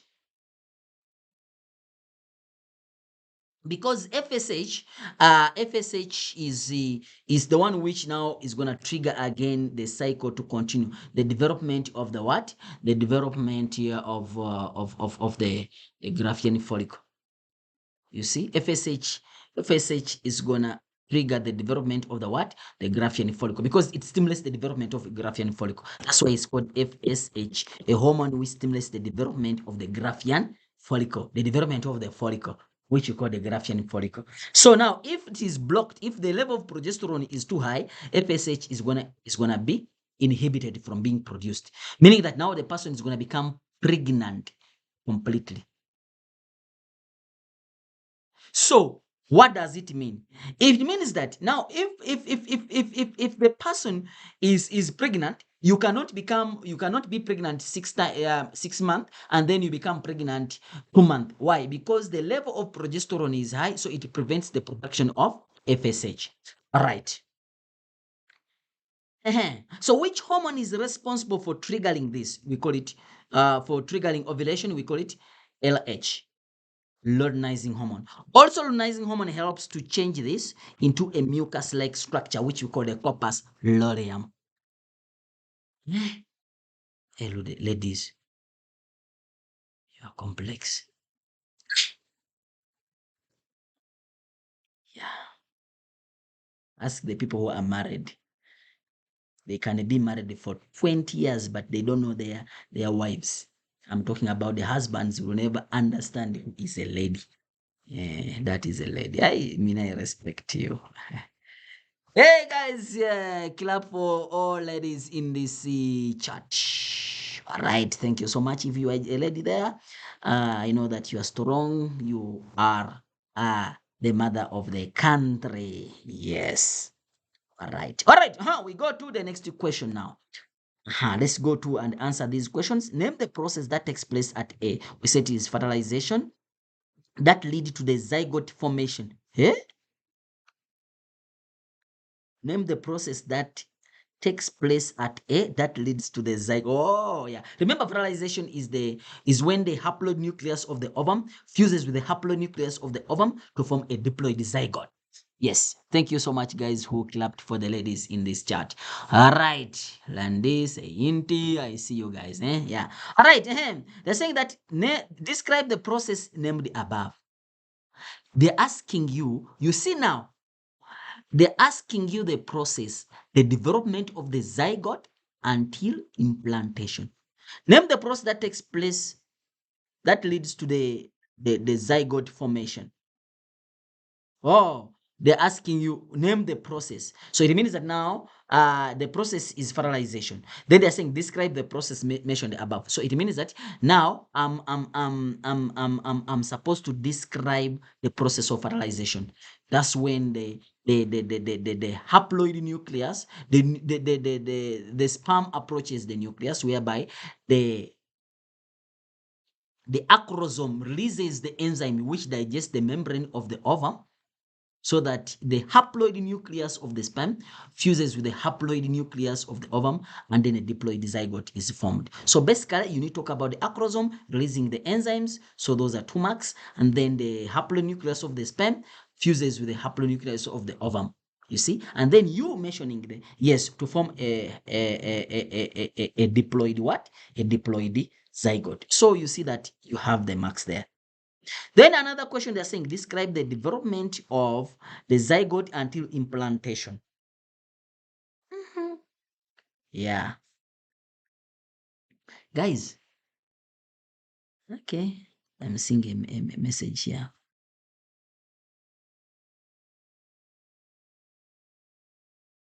What happens? Someone's asking, what happens if they point on the pons? Some papers are like that. Oh, if they point, they did that last year and it was not marked. Yes, it was not marked. So the pons, we don't ask you about the pons. We ask you the medulla oblongata. Oh, sorry, I didn't see your question. So let's talk about the development of the zygote until implantation. Yes, guys, we are writing tomorrow. No, you're not writing tomorrow. You are smashing the paper tomorrow. Yes. That's how you write it. You are smashing the paper tomorrow. I'm not ready. You'll be ready. Let's go together. By that time, you'll be ready. So you have the sperm and the ovum. They fuse together, which we call the fertilization. Then they form the zygote. The zygote undergoes mitosis. This is a mark to form a ball of cells. You were saying a ball of cell is a mark. Then how do you call that ball of cell? We call it morula. Is another mark. Then it undergoes mitosis repeatedly to form a hollow ball of cells. Is another mark. How do we call that hollow ball? It has a space inside. It's called what? Blastula. Yes. Then it forms the outer layer called the chorionic villi. The outer layer. The outer layer. Sometimes you ask you that question that how do you call that outer layer? How do you call that outer layer? That outer layer is called the chorion. So we call it yeah, the outer layer called the chorion. Yes, chorion. Chorion, which forms the finger-like projection. That's the time when you're starting to vomit. You're vomiting, yeah. You're vomiting what you ate. Yes. That's when you now we start seeing you that, oh, something happened when we are not there. So the finger-like projection, we call it the chorionic villi. The chorionic villi, what is it for? Is for implantation. So after fertilization, a zygote is formed, which undergoes mitosis, a mark, which forms the ball of cells called the morula, which undergoes mitosis repeatedly because mitosis, we have already talked about it, so we don't give it a mark. So hollow ball of cell is a mark, which is we call the blastula. It forms the outer layer called the chorion, which forms finger-like projection. What is it for? For implantation. Done. What do you want? Nothing else. Nothing else. That's what they want. Your 4 marks, your 8 marks, your 6 marks, you have got it. Explain 2 ways in which part is structure is suited for its for gestation. Structure D. How is structure? How is the uterus able to? How is it? First of all, it contains the endometrium, which allows implantation. You see, yes, it allows implantation. Then number 2, it is well supplied with blood vessels. Yes, it is well supplied with blood vessels. So since it is supplied with the blood vessels, then automatically it is able to supply the blood so that the thing is able to be sustained. Yes. So describe how the secretion of the prostate gland provide the protection of the sperm from the condition of C. Remember that C is acidic. The vagina is acidic, Baba. It is acidic, and it is required to be acidic because if you don't it's not acidic, then the bacteria is going to accumulate. But how is the prostate gland able to provide the protection to the sperms to the condition, the acidic nature of the vagina? So prostate gland provide alkaline fluid which neutralizes the acidity of the vagina. That's it. And guess what? You saying the vagina is acidic is a mark because they say the conditions of the vagina. You see, conditions of the vagina. So they are hiding it so that you mention it.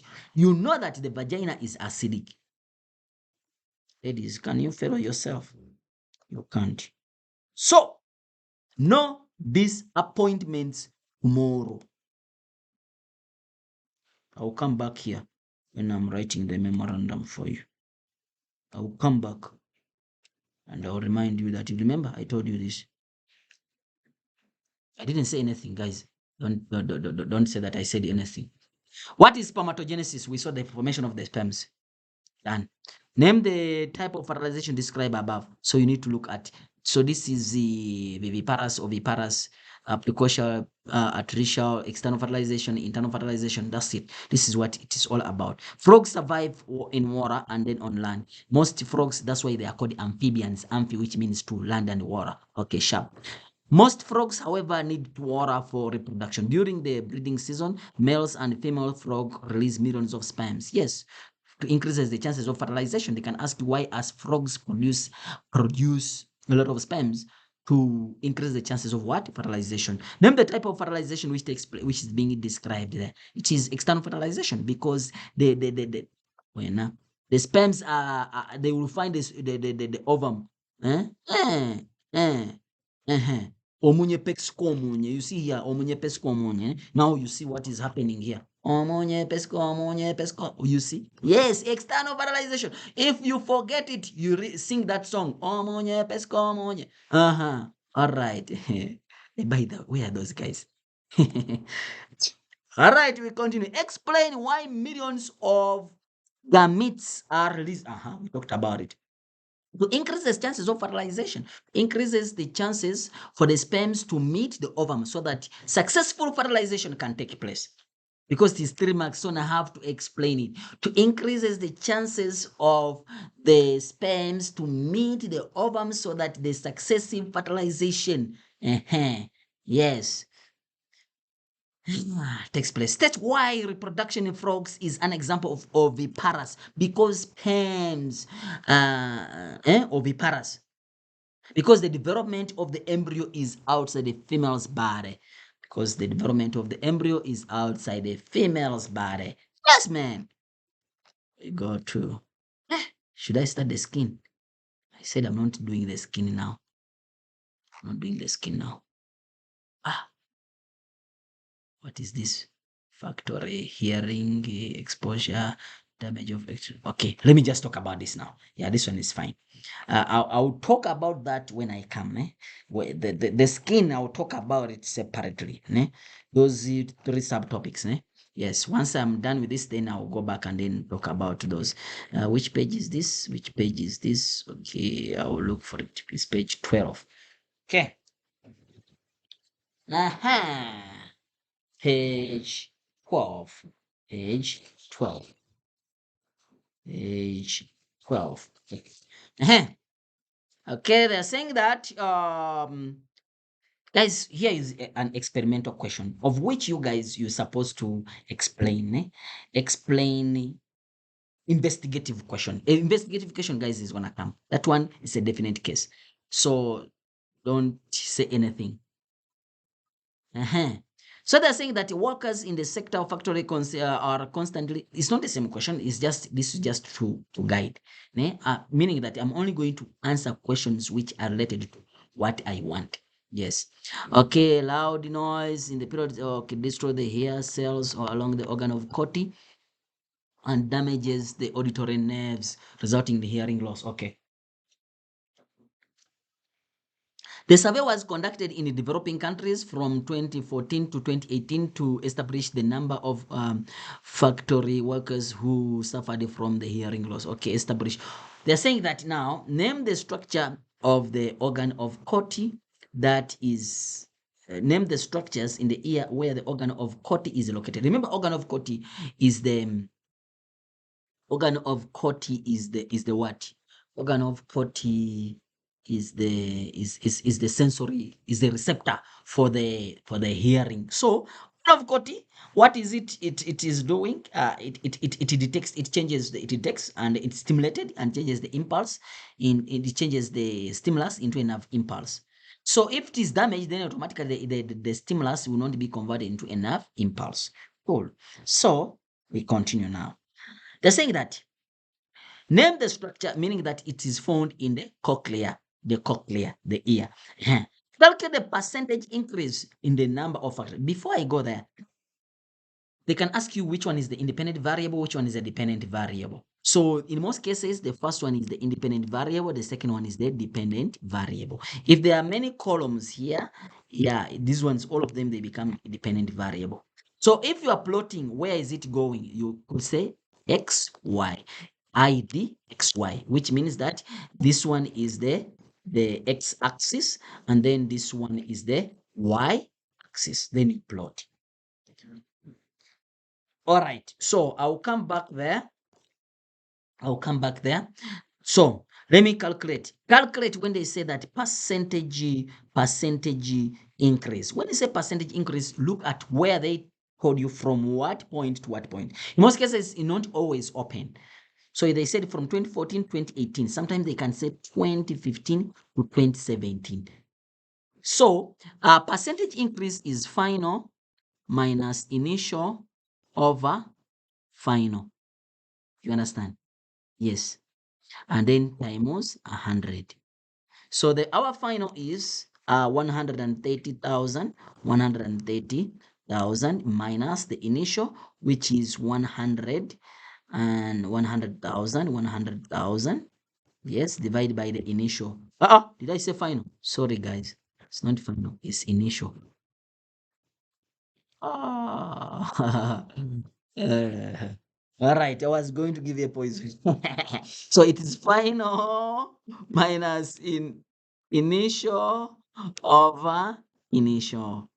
Yes, times 100%.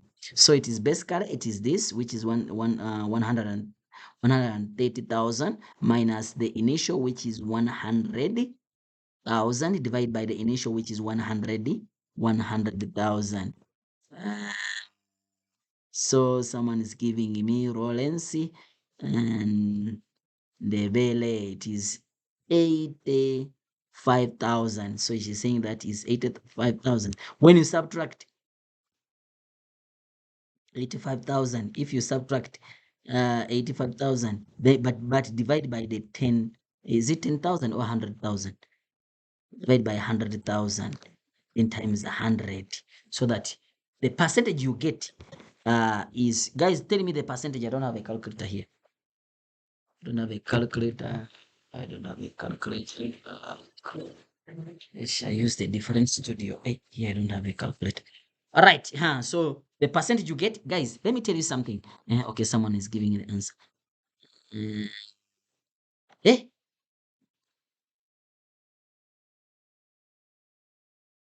2018. Oh, good. Yes. Anyway, I don't know. Maybe because I had already. Yes. Thank you, Lawrence. But that's it. That is the idea. He's saying that they said it 2014. The question is saying 2014, not 2015. Saying 2014. So it means that our final is gonna be that divided by the minus initial. So this final minus the initial, which is 85,000, divided by 85,000 times 100. So cool. And then now the answer you get, guys, the percentage increase or percentage decrease, yes? Someone is saying is 52.9. All right. I don't know, but it's not about to bring it to be correct. It's about the what you're supposed to do. Write the formula there. Final minus initial over initial. If you forget, guys, even if they say percentage decrease, if you forget, né? Listen carefully, guys. If you see that you forgot everything, just say that the lower one is supposed to be initial. Then you're gonna look for what is big minus what is small. Divide by the initial. Then you will see the answer is gonna be there. Whether percentage increase or percentage decrease, it will show you. The big minus small divided by the initial times 100. You'll see that the big is the final, the small is the initial, divided by Yes. So if the initial is big, is the one which is big, and the final is small, then it means that it's going to be initial minus final divided by initial, which is percentage decrease. So always, guys, say big minus small divided by initial. You will, but that's not the formula. The formula is final minus initial divided by initial. But if you forget, at least you'll get 2 marks down there. And then maybe you might lose a mark for what? For same around 52.94. Okay, yeah, it's fine. 52.9. Maybe if we round off, yeah. So please, guys, make sure that at least you know that. Then, when it comes to the data, the bar graph, these are the things which you need to understand. That the bar graph, yes, it must have spaces. It must have spaces. Must have spaces. Must have space. This bar must be equal to that bar. That bar must be equal to this bar. And listen carefully. Ne?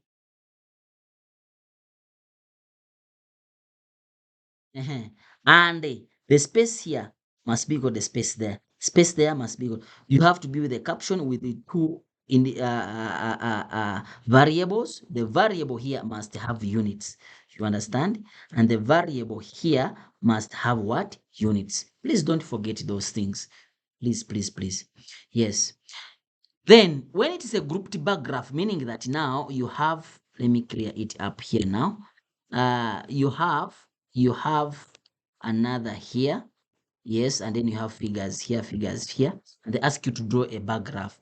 You draw a bar graph, you plot this, it is on x-axis, and then this one, you plot this and this, you draw a bar. Then you plot this again, and this, you draw another bar. It's a bar graph, leave a space now. You go now to this, you draw another bar, you drew this, and now this, you draw another bar. That's it. Do you understand? So you continue like that. If it is a histogram, make sure that there are no spaces. All they must be compacted. If it is a line graph, there are some line graph we can't have in life science. We can have that. We can have that. We can have that. But if you see that your bar graph, your bar graph or your graph is like this, it means that you swapped the what? The axis. Please make sure that now what is here, put it here. What is here, put it there. Then it's gonna stand straight. You understand? Then number 2, we don't have a line graph which goes like this, or a line graph which goes like that. It means that you have swapped the axis. Yeah, there are some abnormal shapes which you see that we can't. Then number 3, when you're joining the line graph, make sure that you don't use a ruler. Join with the free hands. Lastly, on the graph, you need to know the pie chart. If they're giving you to draw a pie chart of this information, it means that you're going to have to add all of this, and then you get the total. Yes. Then after that, you say for 2014, this divided by the total times 360, because the circle. Make sure, guys, you go with the protractor, you go with the ruler, or you go with the. Make sure that you go the way you are doing maths is the same way you must go in life science, because you might need it. Make sure that you go with the calculator. Go with everything which you need to pass, you guys. There should be no any minute you should waste. Don't sleep in the paper. Don't say that, no, me, I'm still having time. Who told you that time? It means that you are making the examiners fools, that, oh, the one who gave you 2.5 hours for you, you want to write the paper in 1 hour. At least go through the work. Yes, go through the work. You see that there are some questions you messed up. Yes. Lastly, if you see that the question you are you don't know it, make sure that you put whatever you have in the head, as long as they didn't say list 2 or list 3, whereby they mark the first 3. If it is about the S, just writing, explain or describe, put everything there. Please don't leave an objective unanswered. Even if you don't know, at least bet. You can bet and win. Yes. Yeah. Panda pusher play. Nah, you push it, you play, you win. You never know. Those 2 marks can save your life and you qualify for nursing. Hey, they might be wanting for 50 and anyway now you get 49. Oh, nursing on. All right. All right, let's go to question 3. What are they saying here? Yeah, this one is ish. Okay, another question which is page 13, page 14, page 14, page 14. Okay. I will talk about it. Then lastly, the eye. I think we have done which part we have not done. I think those are the 2 parts. Describe the secretion of adrenaline. Yes, page 14 and page 15. Okay. Describe the secretion of adrenaline can cause the emergence, the energy production in emergent situation. This one, yes, it can be in that side or it can be in basically they are looking for what does adrenaline do during emergency. This is what they're asking you. Apart from the homeostatic control, where is it? Yes, it is just before. Yes, it is here. So just they're asking you this. Remember that parasympathetic and sympathetic, basically they are looking at this is what adrenaline is doing. Increasing the heartbeat, constriction of the blood vessels in the skin, increasing the blood pressure, relaxation of the muscles of the blood. That's why you urinate yourself because someone has scared you. The dilation of the pupil. Some people they say that when they are looking at someone, they laugh, they dilate. Yes, because you are panicking. Yes, so because adrenaline is being released in the blood. So this sympathetic nervous system works together with adrenaline. So that question is asking you to write this: increase the heartbeat, constriction of the blood vessels, decrease in the blood pressure, so that now more food is being pumped to the what? To the glands. No, to the muscles. Yes, remember the blood once is pumped there, more oxygen, nutrients, everything you see, and then you are able to do what? To act accordingly. Either you fight or you take off. Right. What is A? A is vitreous humor. What is B? It is fovea, yellow spot. What is C? Blind spot. What is D? Is the lens. What is E? Is let me call it the cornea, but it looks to be conjunctiva. Then what is F? F is the iris. Remember, pupillary mechanism, you talk about this. Accommodation, you talk about that. Yes, so please don't forget about that because we have discussed about this. Now we're just doing a revision. Identify F, name 2 structure, name 2 functions of A. We said the function of A, we said that it brings about the shape of the eyeball, then also provide nutrients. Describe the structural difference between C, B and C. B, where is B? Where is B? Where is B? We say that this one is yellow spot, while this one is blind spot. When they say structural difference, then it means that it has more rods and cones, while this one it has no rods and cones. Yes. Photoreceptor, no photoreceptors. Then they're saying that name the visual defect that occurs when the curvature is uneven of E, meaning that is the cornea. We call it astigmatism. Then they say that explain how the sight of the person will be affected if the cataracts develop, meaning that the person will not be able to explain.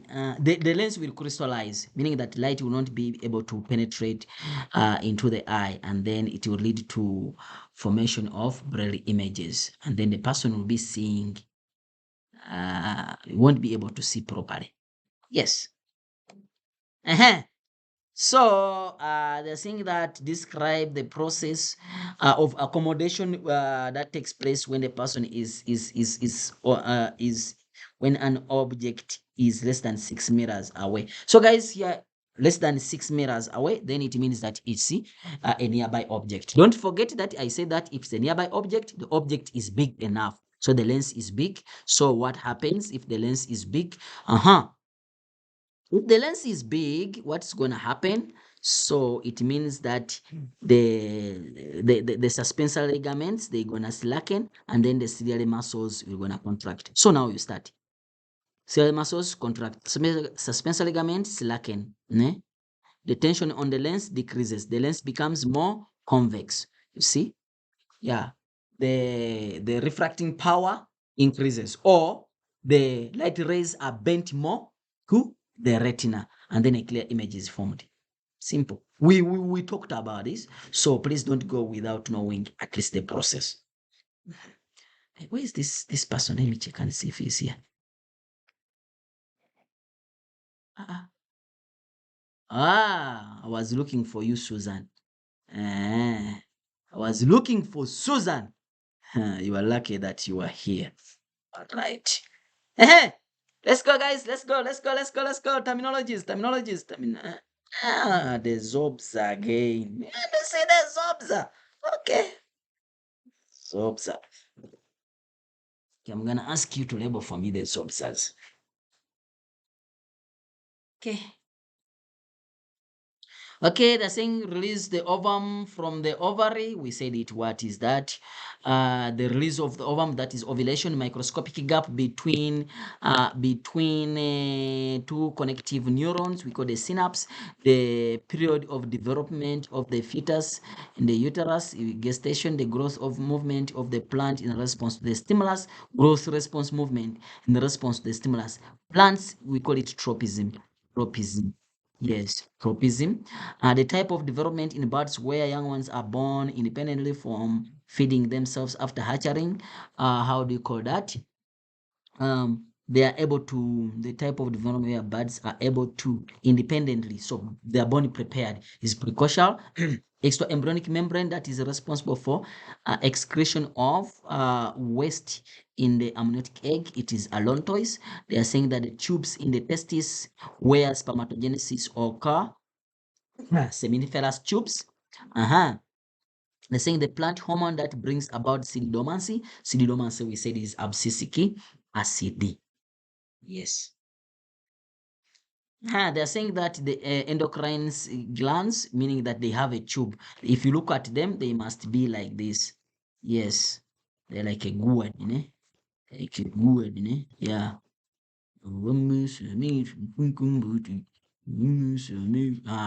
You know. Yes, all right.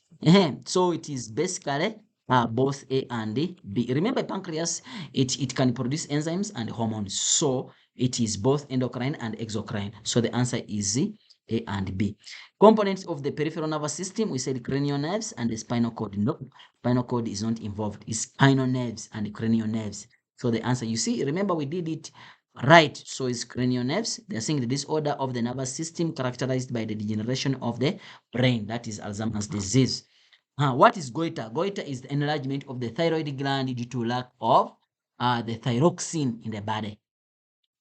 If it is overworking, then it becomes hyperthyroidism. If it is underworking, then it becomes hypothyroidism.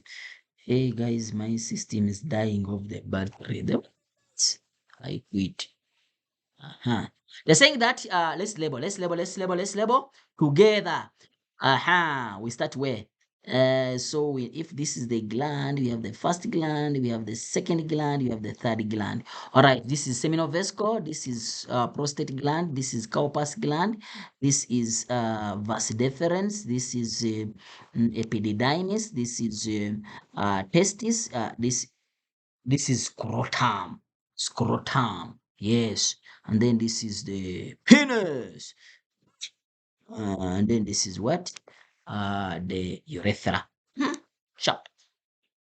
I think, guys, now if the way you are labeling it, you must be as fast as I do, because I provided this for you guys, most especially those people who are studying with us. Yes.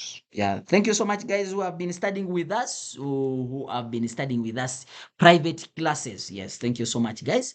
And we pray that you guys you pass. You pass. We love you so much. We love you so much. Yes. Shout goes to Erio. Erio, we love you so much. Kensani, we love you so much. Rollins, we love you so much. Hey, we love you so much. Nomfundo, we love you so much. Tati, we love you so much. Susan, we love you so much. Zintle! Zintle, the people even say that you are a celeb now. We love you so much, guys. Ne? Yeah. All right. And those people who are subscribers, we also love you so much. And those people who are not subscribers, but they also come and watch some videos from Thundereduc, we also love you so much. uh So, guys, we continue. Then we say that yes. Let's answer these questions. Identify part A. We identified all of them. Label the letter and the name of the part that stores sperms temporarily. Sperms are being stored by epididymis. Epididymis. Yeah, that is storage of sperms. Transport both semens and urine. Yes, that is the urethra. Then we go to the uh produces testosterone, that is testes. But which cells of the testes produce testosterone? We say that cells of Leydig. Cells of Leydig. Yeah. Students, yeah, you are tough, Baba. I would say that. That's why it's called cells of Leydig. Okay. Anyway, I'm not in, guys. I'm not in. Not in. Hey, they're saying that give the letter of the two parts that contributes to the formation of the semen. Remember, semen is sperms and then these glands. Yes. So in this case, it's gonna be. Let me clear it up so that I'm able to see properly. It's gonna be this, this, and this. Why? Because they say glands. Name two parts that contributes. They said just parts. They didn't talk about this, so they didn't mention it. So it's fine.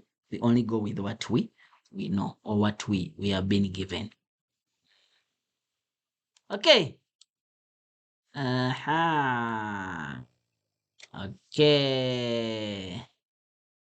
We go to the next question. The next question, give the letter of the two parts. Okay, we are done with that. Sperm, ovum. We talked about this, ne?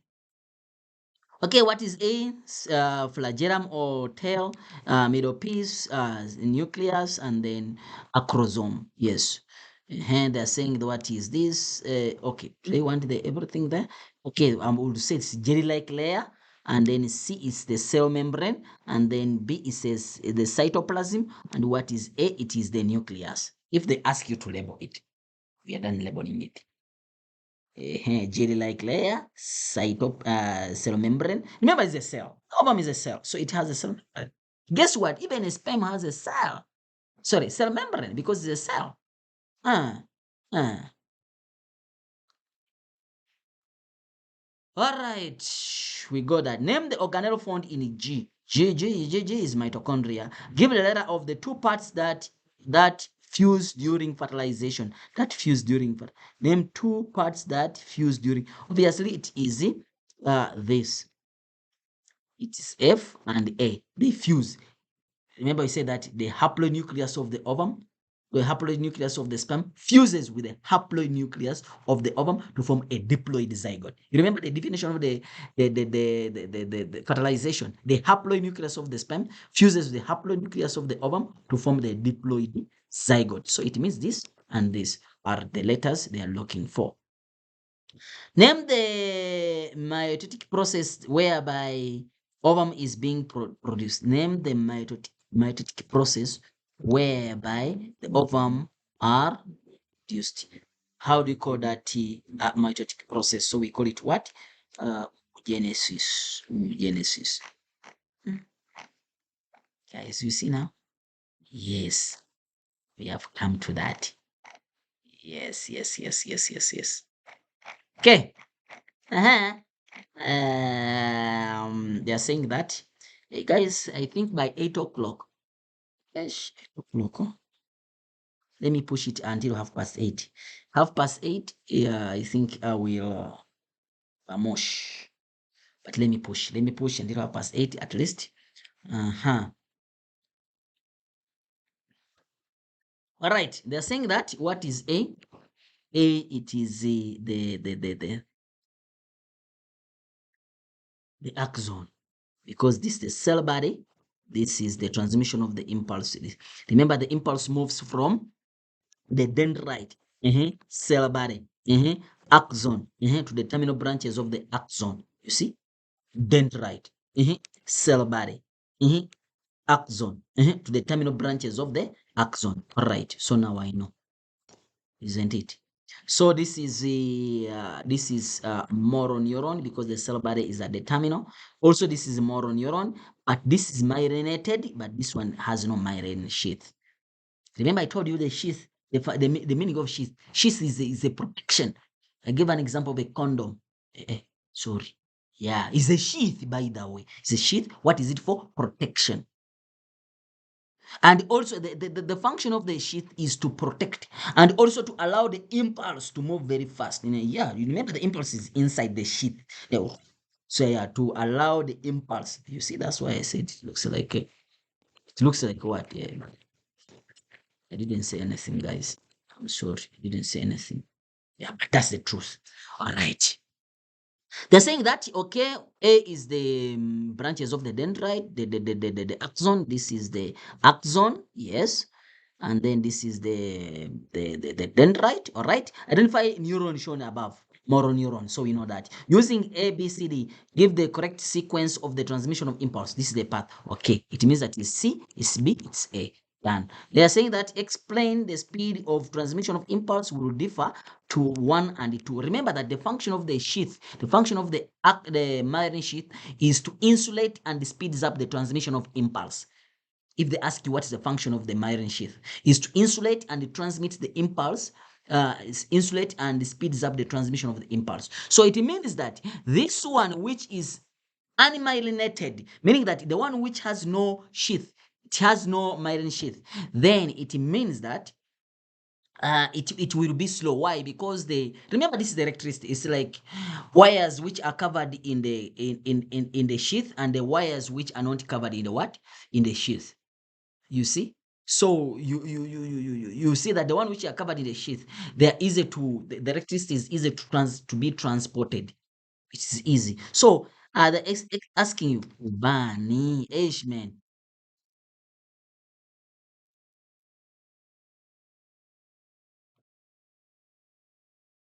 mute yourself.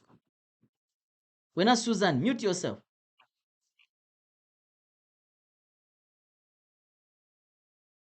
Susan, mute yourself. All right. Okay, we continue. The next question. It's saying, explain why the person. Huh? Okay, it's fine.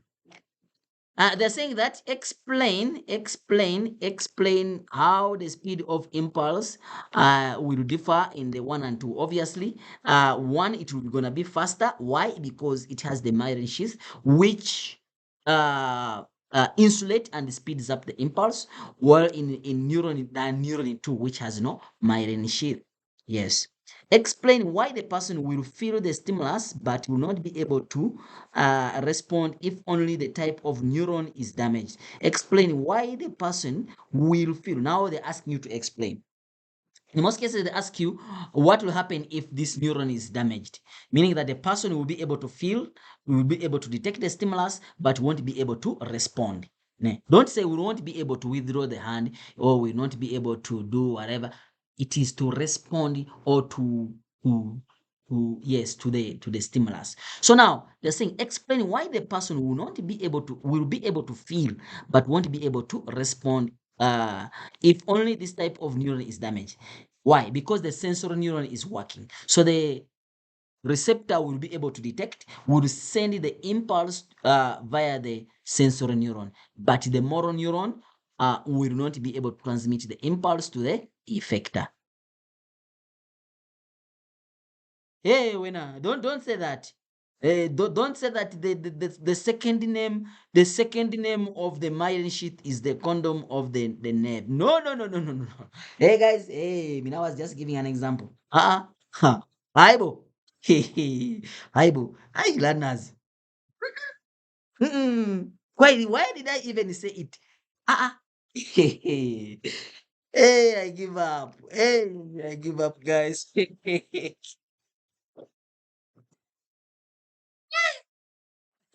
Let's continue, guys. For the next question. Hey, you're gonna make me laugh and cry tears. All right, what is A? It is the what? The iris. B is the lens. C, it is the suspensor ligaments. It is Now look at these layers. This is the first layer.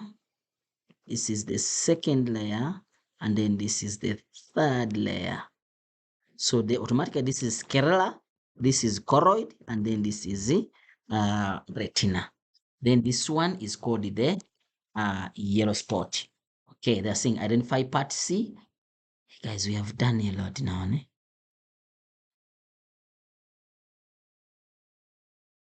We have done a lot. Okay, once I finish this paper, I will, you see, I've done a lot. Okay, now if I find a question which I've answered, I'm not going to repeat it. I want to answer a question on the graph, the question on the graph of what? The question on the graph of reproduction, yes. And then also a question now on the other part. All right. You're saying that state why the class image is formed at when the light rays fall on part D. We say that the class image forms on the why because it has the highest concentration of rods and cones. Yes. Remember that cones are responsible to see in bright light. Yes, while rods are responsible to see in dim light. Yes. And then we got the next question that they're saying explain explain one way in which B structure is suited. So what structure different from F? Eh? B. Where is B? B, yes. Remember these are tough muscles. And then F, these are elastic muscles. Remember, these are elastic muscles, these ones. Yeah, they can relax, they can loosen, and they can become tightened. While these ones, yeah, so that they're able to hold the lens in position. While this one, they are responsible for protection. You see? Yes, they're saying that, explain one, okay. Describe how the muscles in A function to increase the amount of light entering the eye. Describe the amount of light entering the eye. Function increase, meaning that A, what is A? It is the iris. Meaning that when do we have the amount of light entering the eye is too much, meaning that is dim light. Remember, we said that in dim light, we mix things up. And that's why I say that that's why you switch off the lights. Those people who are married, you switch off the lights at night so that dim light can happen. R with the C with the R. You mix things mix up, ne? Yes. So R with the C with the R, meaning that the radio muscles contract, sacral muscles relax. So that's it. That's what they want. They say they describe the muscles. They are not talking about anything else. So radio muscles contract, sacral muscles relax. Then the diameter of the pupil will dilate. Yes, the diameter of the pupil will what? Dilate. And then now that's when you see that more light will do what? Will enter the what? The eye. So you guys, you see that things are simple, are easy to pass. Yeah, we're gonna pass, man. Yeah, we're gonna pass. I repeat it that no one is gonna fail. No one is gonna fail. Yes. Describe the process of hearing. We explained it. Make sure that you know the function and the part of the ear. Make sure that when you are describing this, no part of the function, part and the function, part and the function, part and the function, part and the function, part and the function of the ear. And then now you say, talk about this, talk about this, you talk about this, you talk about this, you talk about this, you talk about this.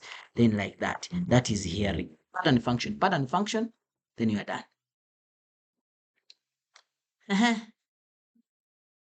Study until guys, I need to go home. Come on. All right.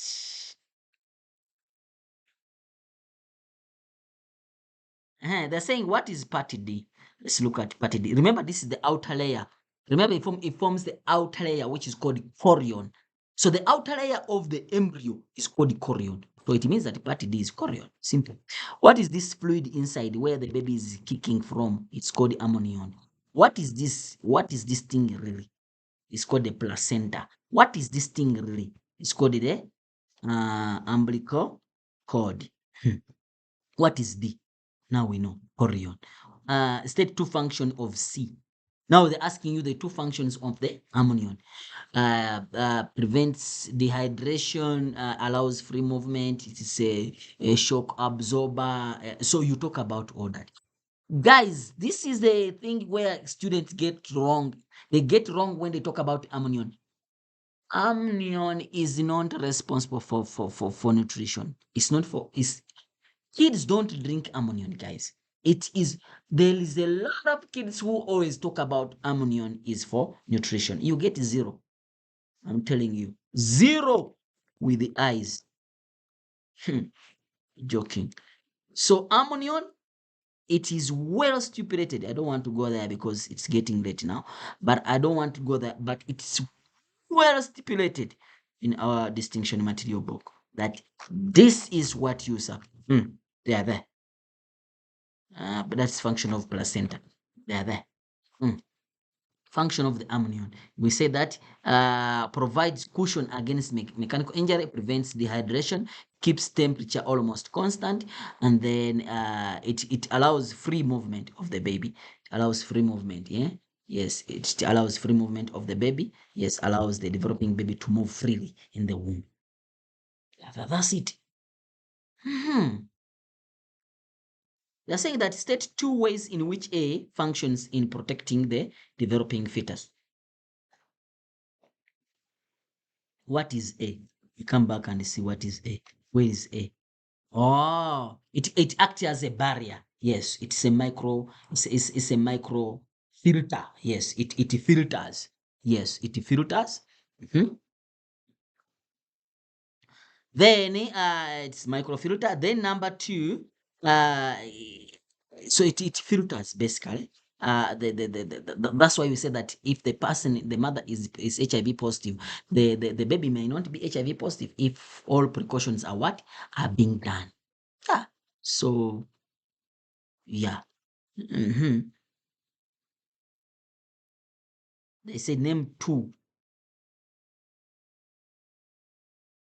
Name two ways in which part it functions in protecting the number two. It also provides the antibodies, the antigens, the antibodies, so that it's able to protect the baby from the what? From the foreign particles. We call them what? The pathogens. Yes. That's the best language I should have used, from pathogens. Yes. Remember that the placenta also produces progesterone after 12 weeks.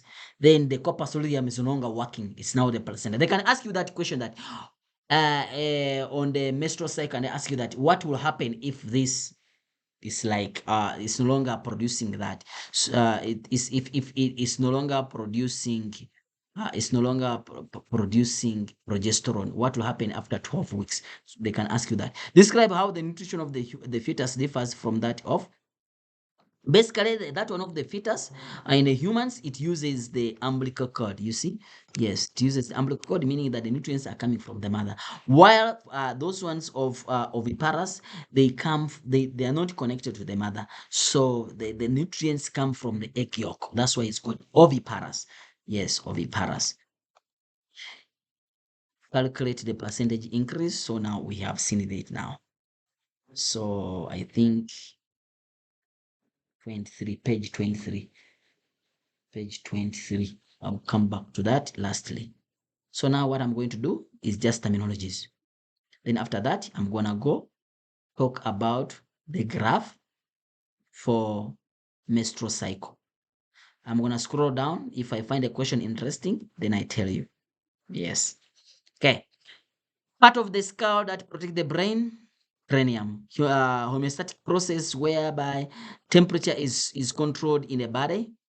Thermoregulation. Visual defect characterized by the cloudy of the lens. Cataracts, cataracts, cataracts, cataracts, Cataracts. Cataracts.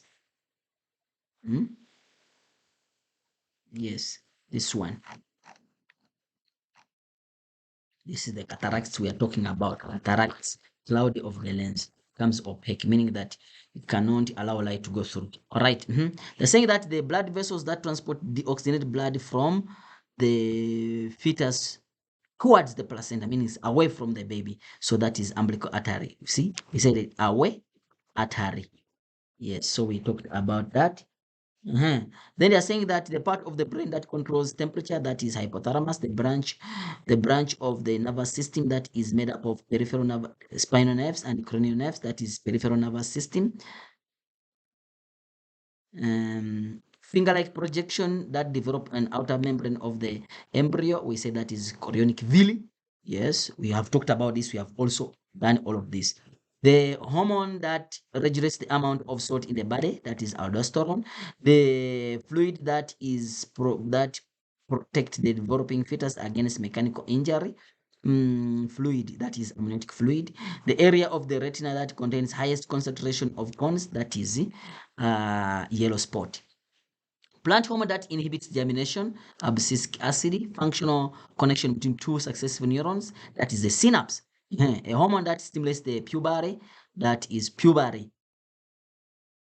He didn't specify, non-male, non-female, it's both A and B. Yes, the I. So this one shows that, okay, this is bright light, no, dim light, bright light, super dim light, okay? The dim light, because look at the diameter of the pupil and the diameter of the pupil. They're saying name and the letter and the name of the part that muscles, okay, which contain muscles. Let me get it up. They're saying that name the letter and the part of name the letter and the name give the letter and the name of the part that contains muscles. So which part contains muscles? Which part contains muscles? It is this. Which muscles that? The radial muscles and the sacral muscles. Remember I said that the iris is like this. It's like this, and the space there is the pupil, and then I drew it like this, and then I say that the one which move like this in the circular way, we call them circular muscles. The one which move like this, we say they are radial muscles. They are radial muscles. You see? Don't you see that it looks like this thing? Yes. So that is the part B. Part B. They're saying that made up of tough white fibrous tissue. It is A. That is the sclerotic muscles or sclera. Which diagram want to represent the eye of the person in bright light? In a very bright light. Oh, very bright light. It is diagram 2, where the rods are stimulated. Remember, rods are working in a dim light. Yes, where rods are stimulated most. Yes, even here rods are stimulated, but the word most makes diagram 3 to be the most correct answer. Then they're saying which muscles are contracted, diagram 2. Contracted in diagram 2. Which muscles are contracted in diagram?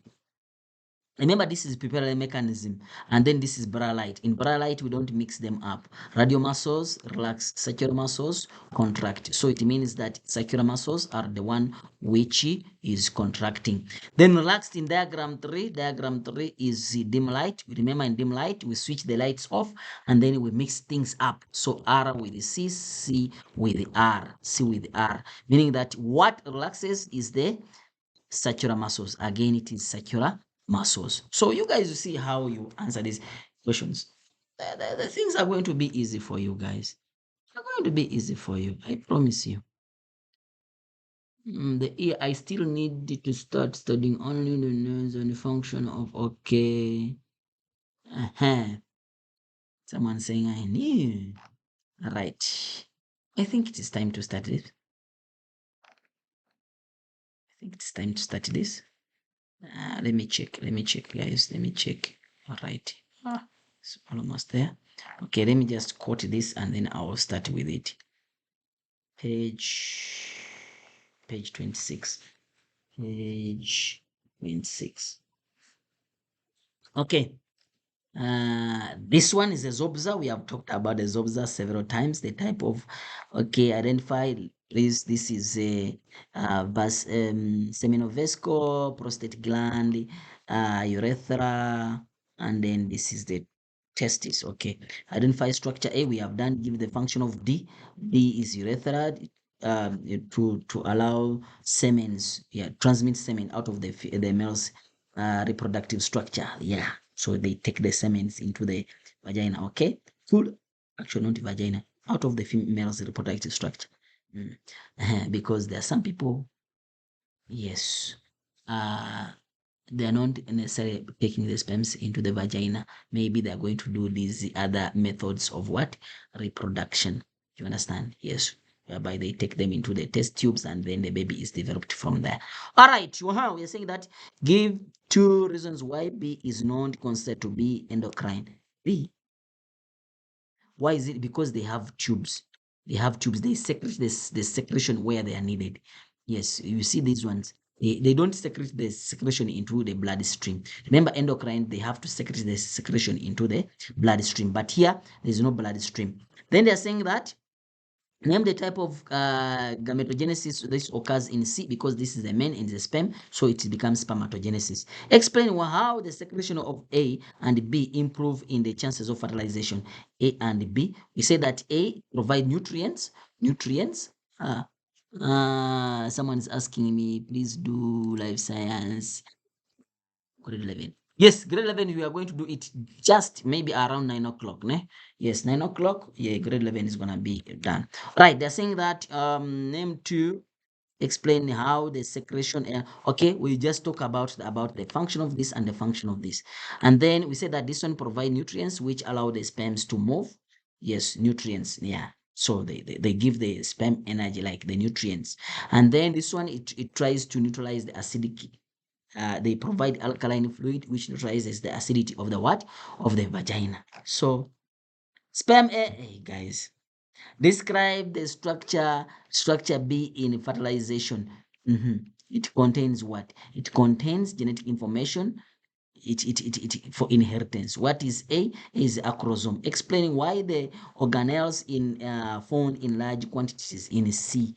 Yes, because to provide energy so that the sperm can provide the organelles are new and mitochondrion because they say the organelles. So mitochondrion which provides energy, yes, for the movement of the what? Of the sperm. Explain 2 reasons why sperm 1 is structurally better than structure sperm 2. Yes, sperm 1 has a long tail, yes, which provides a strong propulsion force for forward movement. That's number 1. They say the 2 reasons structurally better. Then sperm 1 has a chromosome which contains enzymes for digesting the membrane of the ovum during fertilization. This one, no. If you look at also the shape of the sperm, this one is circle, this one is pointed. See this one, it releases, it prevents the what? It helps in the flow of what? Um, it prevents friction. Yes, friction. There we go. Hormone. Yeah, I think now I'm getting there. Okay.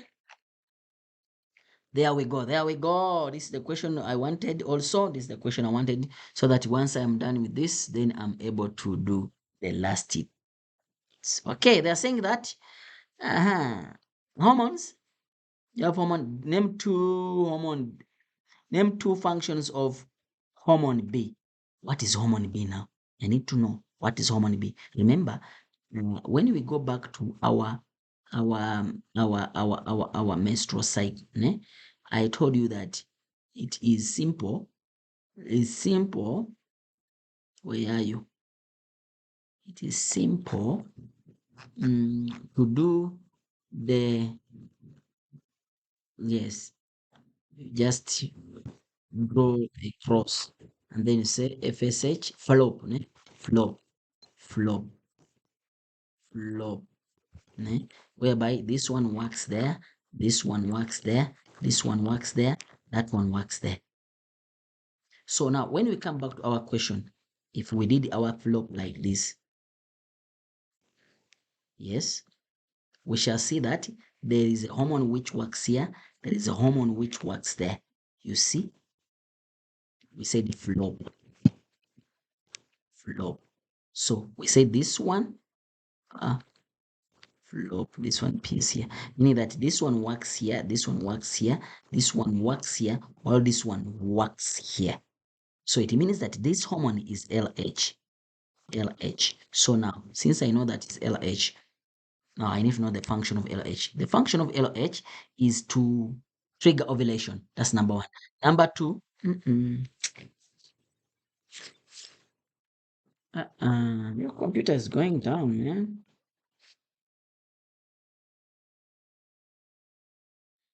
Yeah, it's back now. All right. So it triggers ovulation. Number one, it triggers ovulation.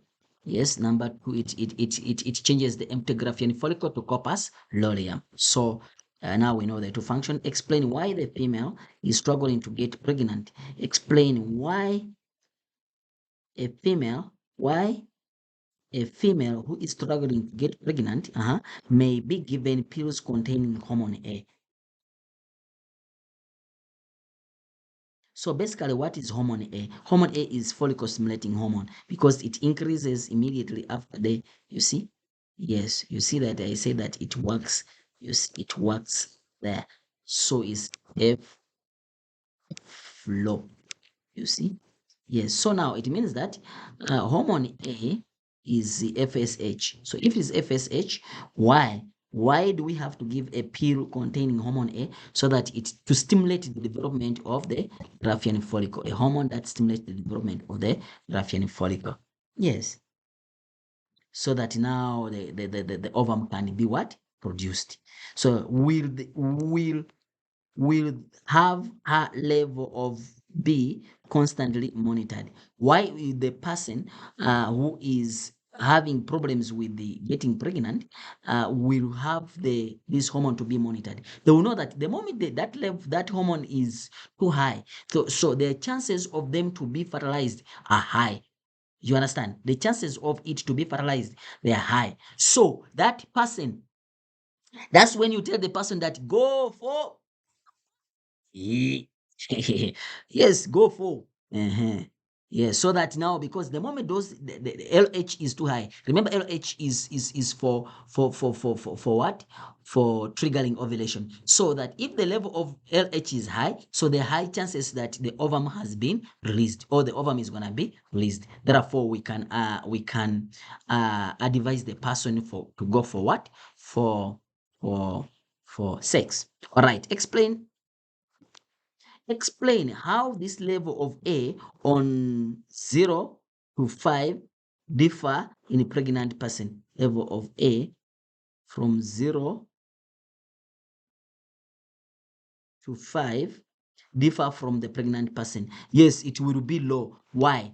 Because the level of progesterone, increased level of progesterone will prevent increased level of progesterone will prevent the production of FSH. So if the person is already pregnant, then it means that that person won't be able to be impregnated again. You understand why? Because the level of that's what I explained, that increase the level of progesterone will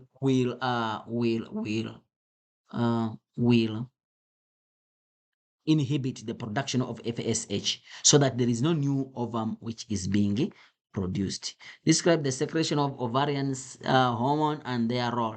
Here we are talking about the secretion of the ovarian hormones and their role, meaning that you just in the menstrual cycle. What is ovarian hormones? Hormones which are being produced uh, uh, in the secretion of the ovarian hormone, or hormones which are being produced in the ovary, meaning that you talk about the estrogen and the progesterone.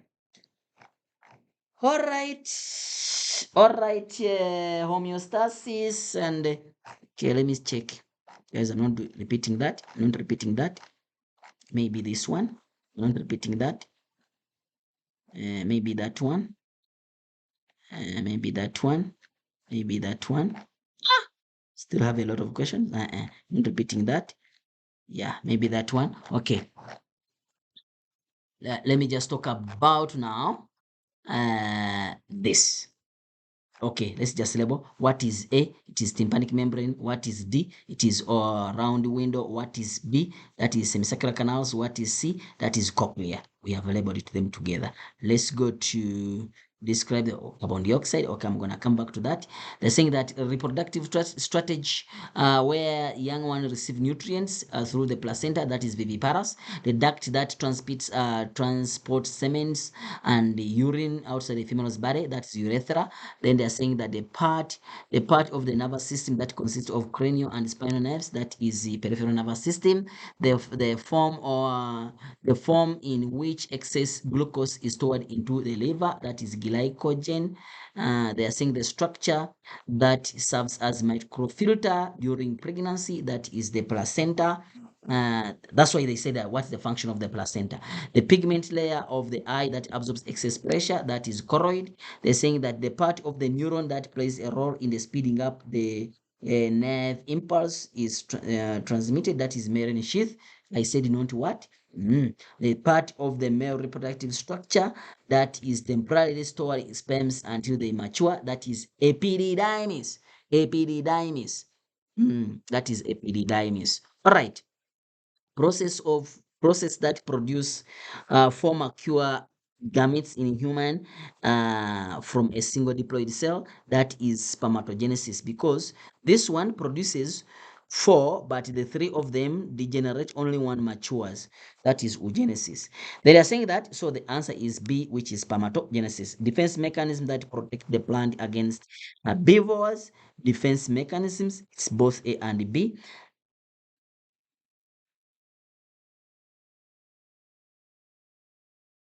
the nerve the nerve the nerve that transmits impulse into the retina of the brain, that is all transmits impulse, the nerve that transmits impulse from the retina, meaning that that is optic nerve. Then they're saying that, okay, what is A? That is the oscos, tympanic membrane of a window, eustachian tube equalizes pressure on the either side of the tympanic membrane. This one releases pressure from the inner ear. This is the cochlea, and this is the semicircular canals. Don't forget the receptors here is maculae and cristae, while the receptors here is organ of Corti. Then this one is amplifies the vibration. If you look at it, you'll find out those questions are being answered. Yes, I just want to talk about this. Remember, this is sperms and ovum. So the process is fertilization. Then this one is a zygote, and then the mitosis occur to form four cells. These are four cells, not ball of cells. Therefore, you can count them. And then now this is the ball of cells, which you call the morula. This is the hollow ball of cells, has a space inside, which you call the blastula. The outer layer is called the chorion. Yes, and then you're able to see that. If you check here, what is A? So we are done with that. Process that takes place at A, that is fertilization. The inner wall of the uterus where E is implants itself, where is E? We say that the endometrium. The type of cell division that takes place at C, we say this is mitosis. Then they're saying how many chromosomes are present in H. Remember, it's not yet fertilized, therefore it's 23, while this one is 46, because now the sperm has brought and also ovum has brought. So this one is 46, and then while this one is 23. They're saying identify the extraembryonic membrane, G, which is chorion. We talked about it. Simple. This one also we done it. The male, that is seminal vesicles, and then this is the testes. Explain the fluid that's secreted by the prostate gland during, what is this? Histogram, guys. I explained it. Make sure that you don't leave a space there. Then lastly, they're saying that brain, which part of the brain is this? So it is cerebrum, and then this one is pituitary gland. This is medulla oblongata. See, it is the spinal cord. Cerebellum. So describe the location of the corpus callosum. It is located between two hemispheres, the left and the right hemisphere. What's the function of corpus callosum? It allows corpus callosum. It allows communication between the two hemispheres. Yes, and also connects the two hemispheres together. So you see now, they can. Oh, I saw a question here. Explain why the learner could still breathe properly. And let me read this question. I liked it. The learner suffered from brain injury during the match and he could breathe properly, but experiences loss of memory, meaning that it is this part which is being broken. But remember, breathing no. Breathing is controlled by medulla oblongata because that is involuntary action. So meaning that the medulla oblongata is still functioning properly. Is it possible for the injury? Is it possible? Is it possible that the injury affects structure B? Structure B? No, because based on this, they said that loss of memory and balance. Yes, because they talked about what? Balance. Remember, B is responsible for balance. And then they're saying that the hearing of the learner could also affected because of the injury. Because of the what? Because of the what? The injury could. The hearing of the learner could also be affected because of the injury. Yes, because hearing is a sensation which is being controlled by A. You see? Uh-huh. So what is the reflex action? We talked about it. What's the reflex act? We talked about it. What is the function of the reflex action? We talked about it. I think, guys, I'm going to go to the last part. Is it the last part? Let me just do like this. Just a moment. Last part. No, the second last part. Let me just look at this one. There is something which I want to before I go to the last.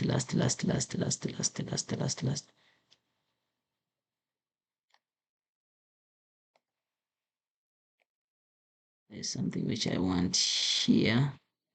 Yes, I just want it here, and then I started at the last part. Where are you? Yes, I want. Let me just use one of them. I don't want that one. Let me just use this one. I'm not going to answer the questions. Just want to talk about something small here. So guys, if because we have talked about other graphs, then let me just talk about this graph, and then yeah, we conclude with the other parts which I said I should skip. The reason why I was doing this is so that we are able to accommodate those people who are writing other papers because their papers only stop on the year. Yes, so from the beginning until the year. So that's why I'm able to do that. All right. So we are saying that if you look at the graph, did the fertilization take place? Yes, fertilization took place. On which day? Day 14. All right. Then they're asking you, give any evidence to show that fertilization took place. What did I say? No. When was the ovum being released? Ovulation. Did the ovulation take place? Yes, it took place on day 14.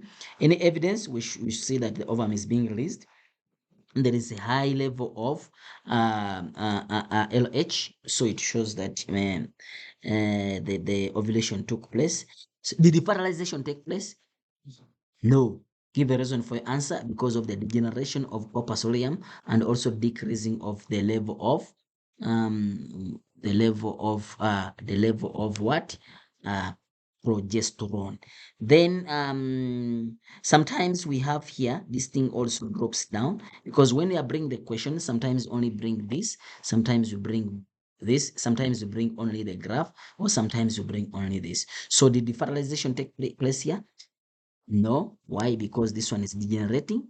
The level of progesterone is dropping. And also, if you look at it here, the level of FSH is increasing towards the 28, meaning that fertilization did not take place. So, if you look at other graphs, look at this one, only they brought that. Did the fertilization take place? Yes. Look at the corpuscular. The level of corpuscular was maintained, meaning that it's still big. It remained big. You see? Yes, it shows that fertilization took place. So you need to look at it. They can ask you which hormone is being produced here. Is progesterone. What is the function? Maintains pregnancy by making the endometrium more thick, more vesicular, and more glandular. And which hormone is being produced there? It is estrogen. What is the function? Prepares the uterus for implantation by making the uterus thick, vesicular, and glandular. So this one, the progesterone, you must have the word more, more, more, more. Which hormone triggered ovulation is LH. Which hormone is responsible for the development of this structure? It is FSH. So all questions are answered. We go back. All right, guys. I'm going to the last part. The last part. That is page. I see that the last part. Wait. I saw something here. Yeah, remind me here. What's this? Okay. So, guys, we're gonna do some questions about that. We're gonna do some questions about that. Yes, okay, just label this. Aha. So what is A? It is the pituitary gland. What is two? Guys, go when you know how to label this, ne? Yes. Now, guys, I'm on the people who are not. I'm on the people who are writing their finals in May, June. The people who are writing their June. They are writing their finals in October, no? Is it November? This October, November. So this part is not involved in your exams. So the part which I'm starting now. Yes. So what is this? We say that is the pituitary gland. What is this? That is that is what? That is thyroid gland. What is this? The pancreas. What is that? That is adrenal gland. Can you tell me how many? Thank you so much, Winnie. Yeah. Thank you so much, guys, for also subscribing. Yes, I need to also appreciate you guys. Thank you so much, guys, for subscribing. Thank you so much for being here for on our channel.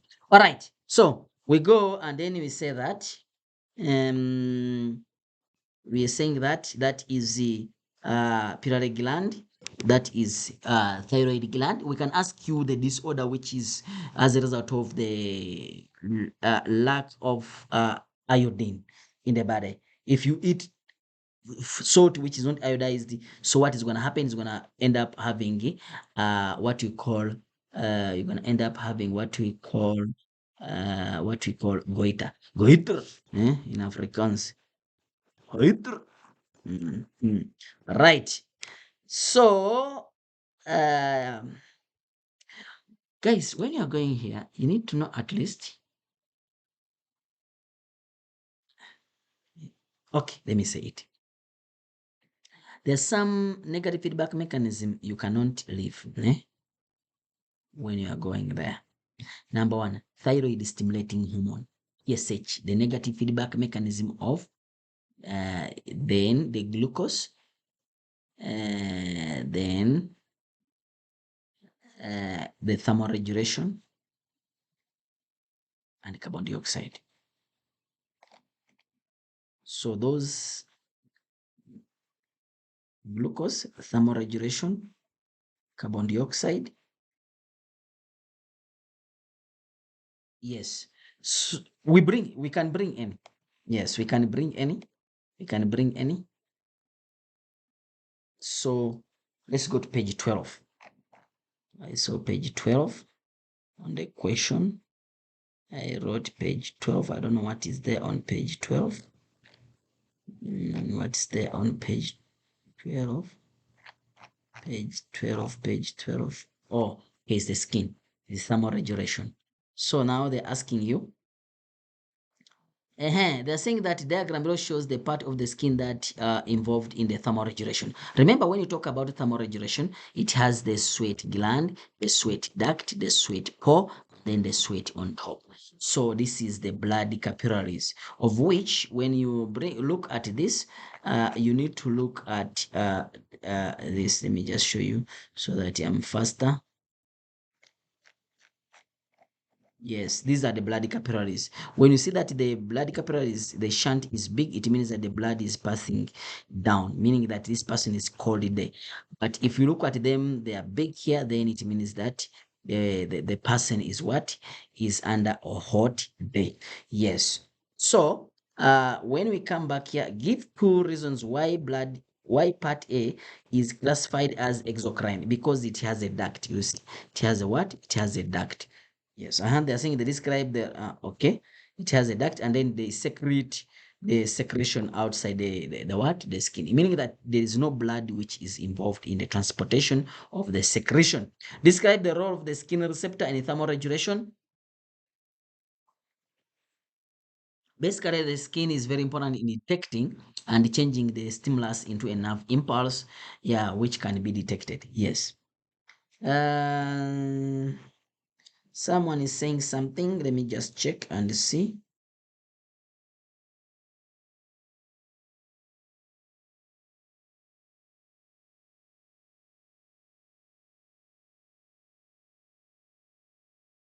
You have to. Okay. They're saying that explain why structure B is dilates during hot day. Structure B. Why does it dilate? The blood vessels near the skin, why do they dilate during hot day? So that more blood is sent near the skin. You understand? Remember, during hot day, what happens? The hypothalamus is stimulated, sends the impulse to the blood vessels of the skin. The blood vessels of the skin will dilate. When they dilate, more blood flows near the skin, and then heat is lost to the surrounding. And then now more blood is sent to the sweat gland. The sweat gland becomes more active, and then now the sweat gland becomes more active. More sweat is being produced during in the process of what? Evaporation, leading to the cooling of the body. This is what I'm trying to say. That during hot day, hypothalamus is stimulated, impulse sent. The hypothalamus will detect and sends the impulse to the blood vessels of the skin. The blood vessels will dilate, meaning that we call it vasodilation. All this blue mark is a mark. Blue words is a mark. More blood will flow near the skin, the sweat, and then heat is lost. More heat is lost from the skin. More blood is sent to the sweat gland. The sweat gland becomes more active, and then if it becomes more active, okay, what happens? And then we say that this, because there is too much evaporation. This water requires heat to evaporate it, so it leads to the cooling of the what? Cooling of the body. Mhm. Yes. Then during cold day is the reverse, and then we won't be able to see this blood. I gave different examples here. Let me just like this one. They're asking you which person is hot day. You see that this one is hot day. You see the skin having the sweat, and then you see that the blood vessels are dilated. Here the blood vessels are constricted, meaning that here is vasodilation. Therefore, the person is under hot day. You see the sweat, the person is under hot day. There is no sweat, and the blood vessels are constricted. So, can bring and talk about it. Yes. And then page 14. Let me go to page 14. Page 14, I don't know what was there. Yeah, this one is about abscisic acid. Describe which month. Remember that abscisic acid is the one which works in winter, and then gibberellin works in summer. Why gibberellin is responsible for production, is responsible for what? Gibberellin is responsible for germination. So that is summer. You understand? When water is there, is able to to give out the what? The is able to give out the how they call it? They call it sprouting. Yes, they germinate. So it's because of the gibberellin. And then abscisic acid, it is very common in what? In winter. So what are they saying?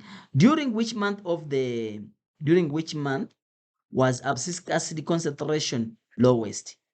Which month abscisic acid? Is this abscisic acid? Obviously, I see it's November. Why November? Because that is super summer. Hmm.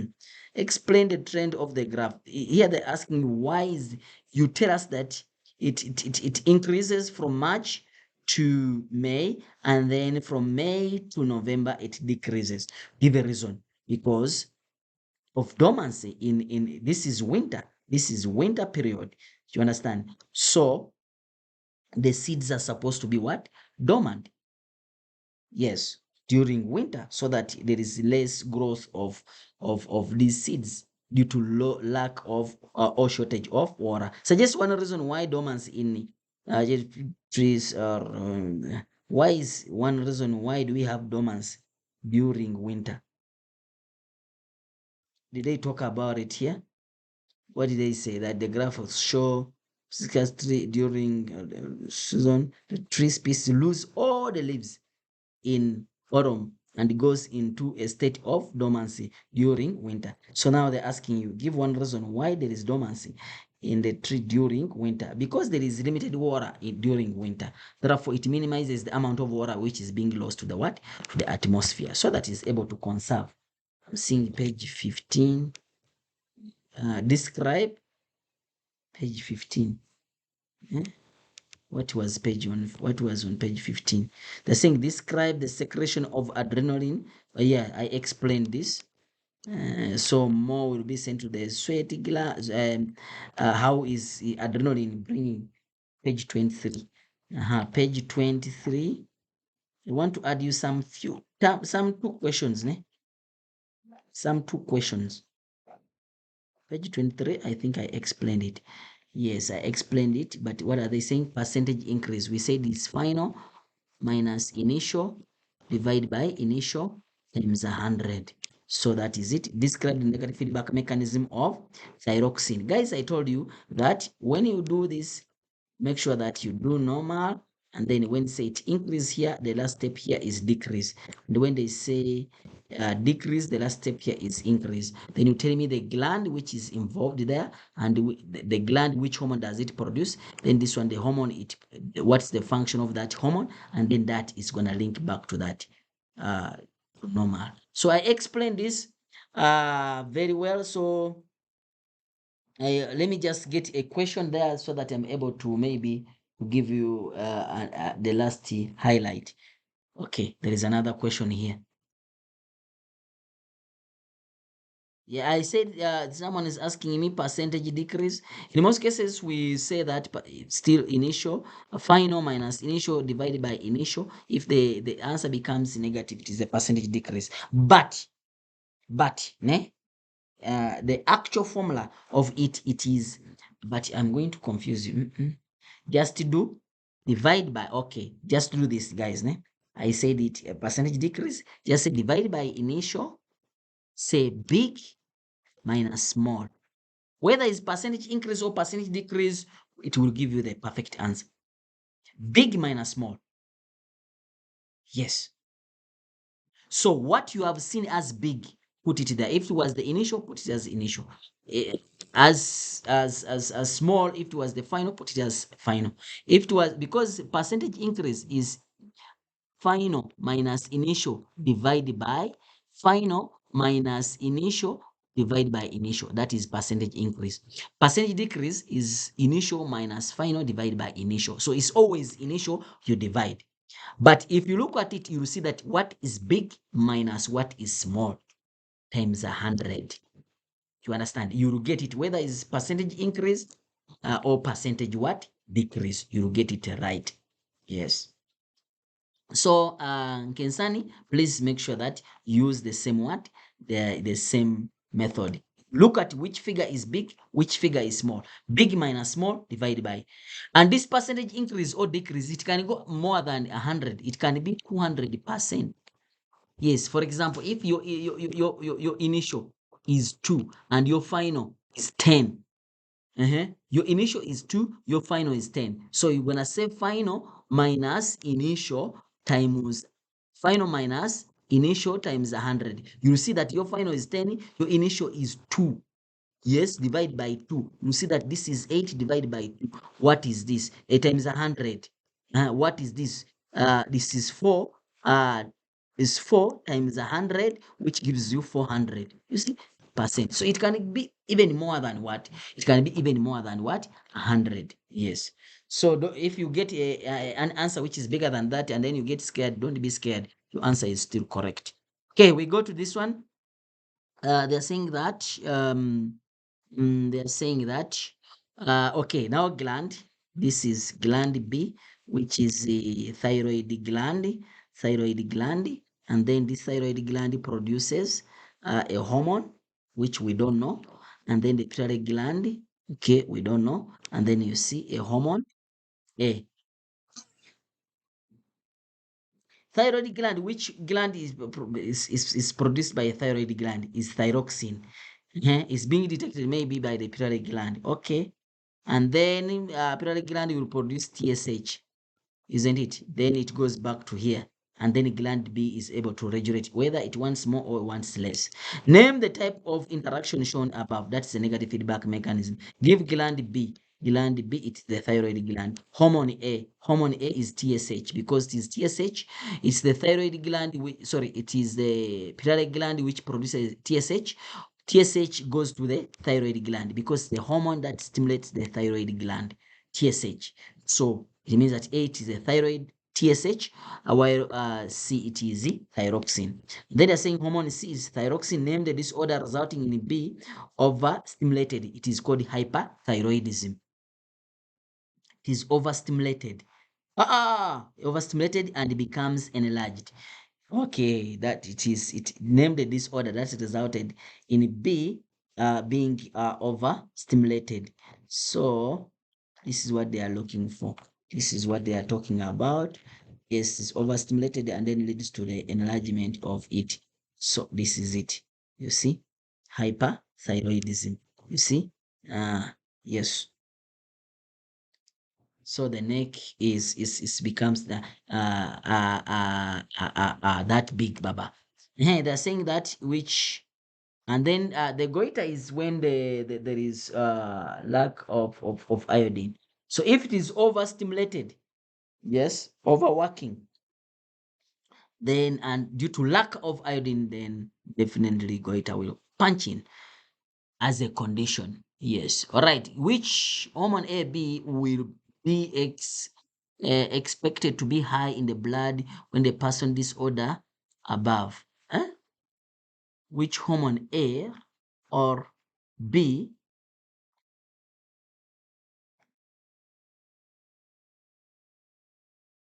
Which hormone A or B will be high in the blood? Yeah, definitely it is this. It is hormone A. Why? Because hormone A is gonna stimulate the thyroid gland to overwork. Yes, so that is it. Do I have any other question there? Yeah, I have other questions which yeah, there is another this one here. This one high glucose level gland, and then gland A and then liver and then yeah. Okay, we see that high glucose level. You see what I said? If you have high glucose level, I expect this one now to drop. So if you have high glucose level, the gland will produce that hormone, and then what is the function of that hormone? So if it is pancreas, obviously, and then they are saying hormone. Pancreas will produce insulin. Insulin will go to the liver, stimulate the liver to convert glucose into glycogen, and then the level of glucose will drop. And then if here I have too much, I have too low, it means that now the gland A, pancreas, will produce glucagon, which is going to be stimulate the liver to convert glycogen back to glucose, and then the level increases.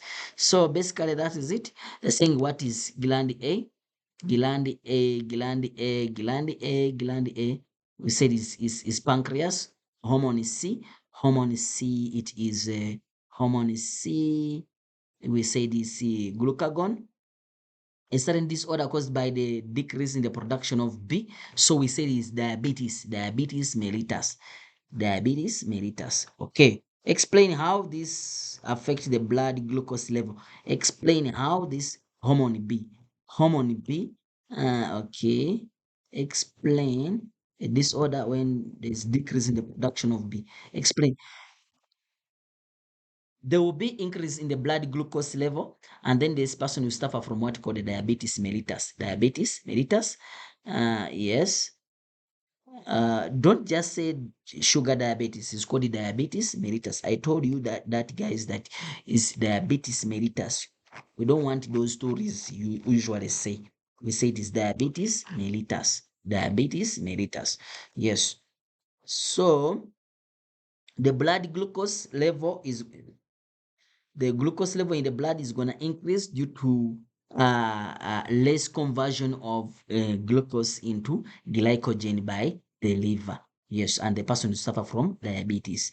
Name the disorder. That's it. Diabetes mellitus. The scientists have been they're saying that scientists have been investigating the use of adrenaline treatment for people who can't produce C.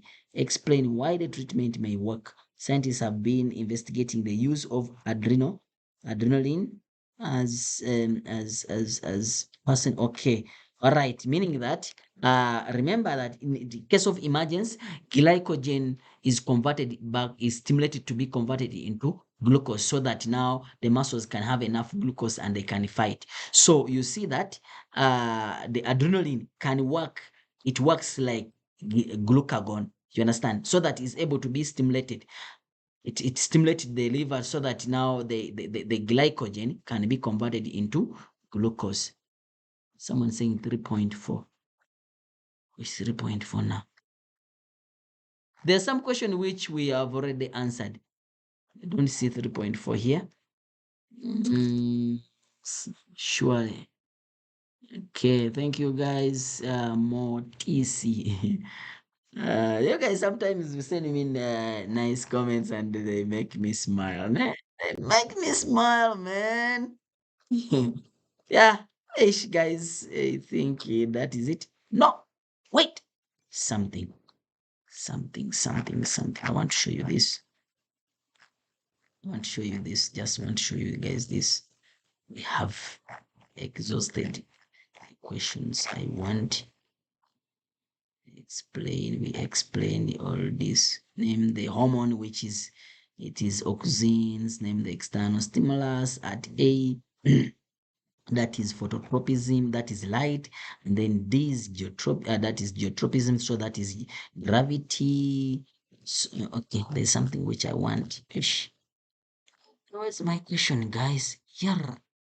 So when you cut here, what does it mean? It means that you are cutting off the auxins. I don't see my question, guys. If I don't see that question, I'm sorry. It's not there. Where did I put it? Okay, let me use this one. Let me just use this one. Just going to use it as investigative question. Okay, let me just you can use that. It's fine. Let me just use this one. If I have three plant which we call the how do you call them? We call them the shoots, yes. So if I have a shoot like this, remember that auxins are growth promoters. Auxins are growth promoters in shoots and growth inhibitors in roots. Meaning that the high concentration of auxin, if I have too much auxin on this side, now this side is gonna grow faster than this side. Why? Because auxins are sensitive to light. But now, if it is the shoot, if it's the root, the lower level is going to have too much auxins, and then it means that the upper part is going to grow faster than the lower side. Do you understand? Remember, in roots, auxins are growth inhibitors. Do you understand? So now, now, so what does it mean? It means that what does it mean? It means that here it inhibits, so the root is gonna bend downwards, while here this one is it promotes in shoot, so it means that it's gonna bend like that. We explained it before, but now they can ask you a question. What's that now? They can ask you a question.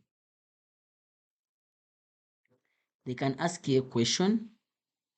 They can ask you a question that what will happen to this if this is agar plate without auxins, then agar plate with auxins. Agar plate is just a plate which has agar is just a food which we use. It's like soil in the lab which we use to culture, to grow things. We can grow bacteria, we can grow plants, we can grow what. It's just like soil, but it's not soil.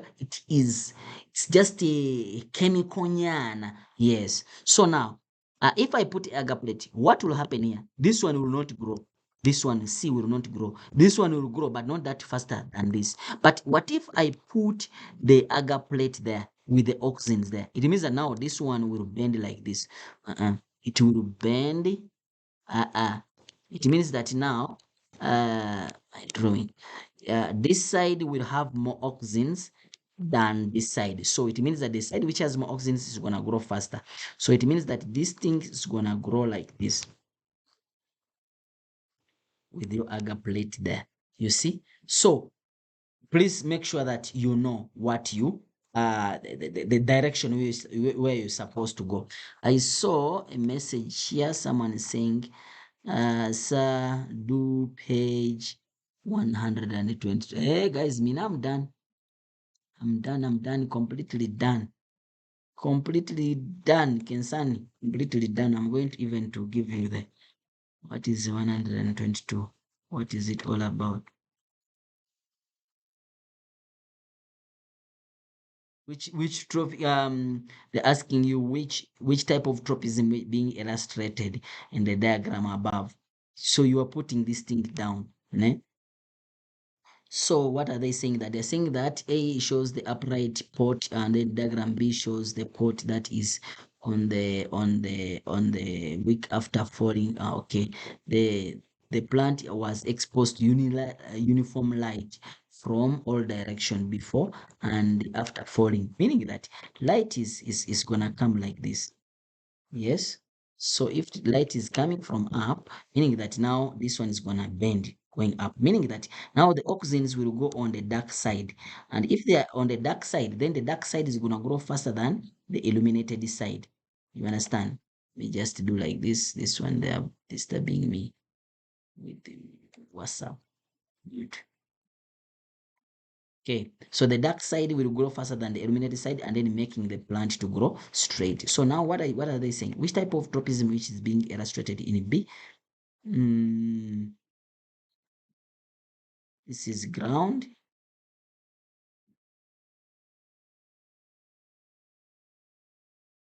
Uh, they are saying is let me just explain here. Let me just read here. Show the upright port diagram. Okay, X was exposed in unilateral light from all the direction, uniform light from before and after. So when you say unilateral light, if this is the sun, or the light is coming like this, the light comes, yes. So and then after falling, definitely the lower side will not have light.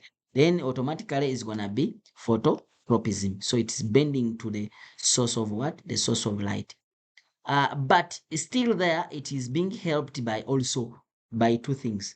That is the gravity, because now the auxins will go on the lower side. And remember in shoots, the auxins, they stimulate the what? The growth.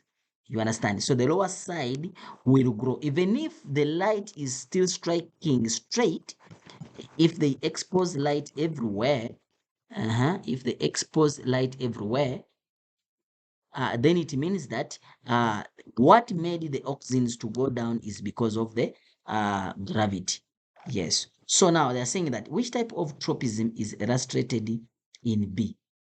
So since it is being distributed now all over, then it can be geotropism, but it is positively, eh?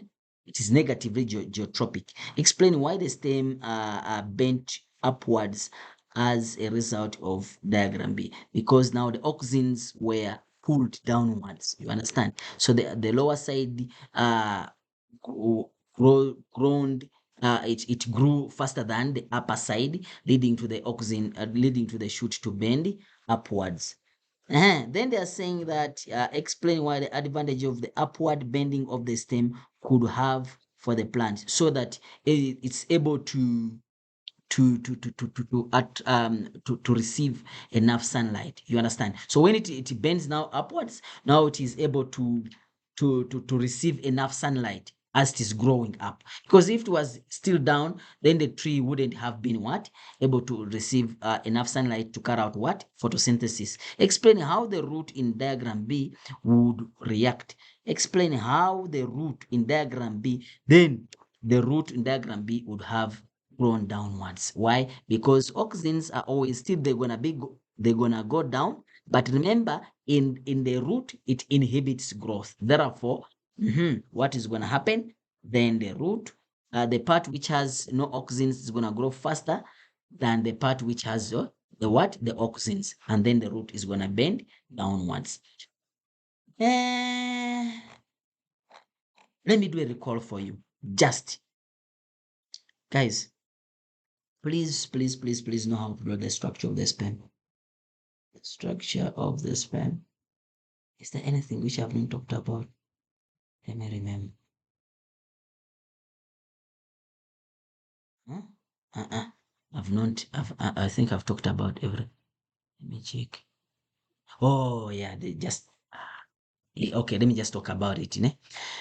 How do you increase the liability of the experiment, guys? Whenever they ask you to increase the liability of the experiment, you repeat the experiment and then you increase the sample size. But don't just say increase the sample size. No, you say that you increase the sample size. How many times did they increase the sample size? Look at the question and tell us how many times did they increase the sample size and how many did they repeat the experiment. Use, please, this question you have to answer it based on the tense they have used. How do you? How could they? How did they? How? So it depends. What did they do? So if it is past tense, past tense. Past what?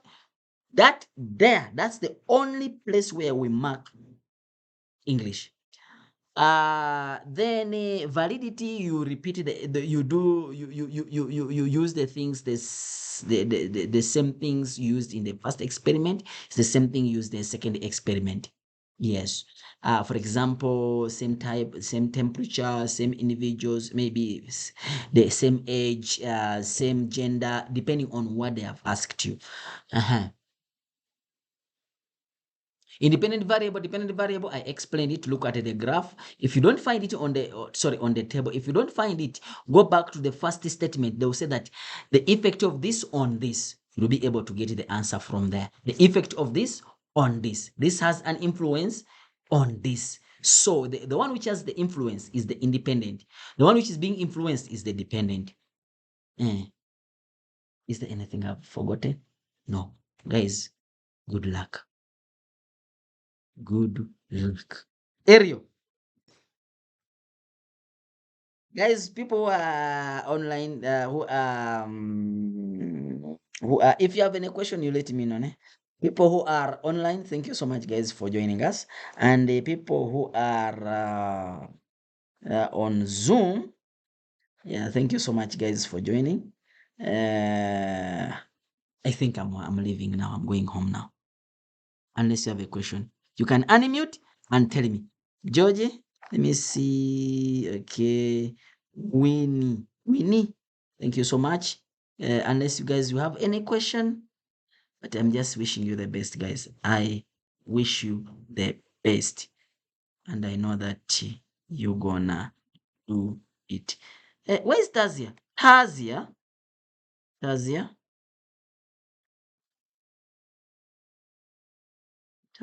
Tazia? Tazia is not here. Okay.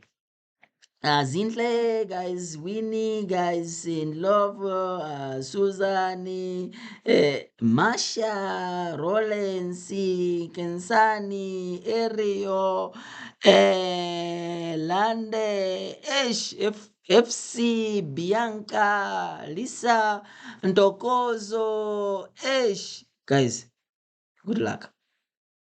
Good luck, good luck, good luck. I know you're gonna make it. Thank you so much. See you again at the university.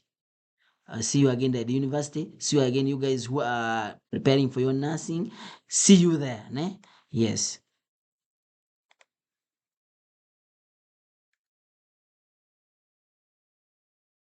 Bye, guys.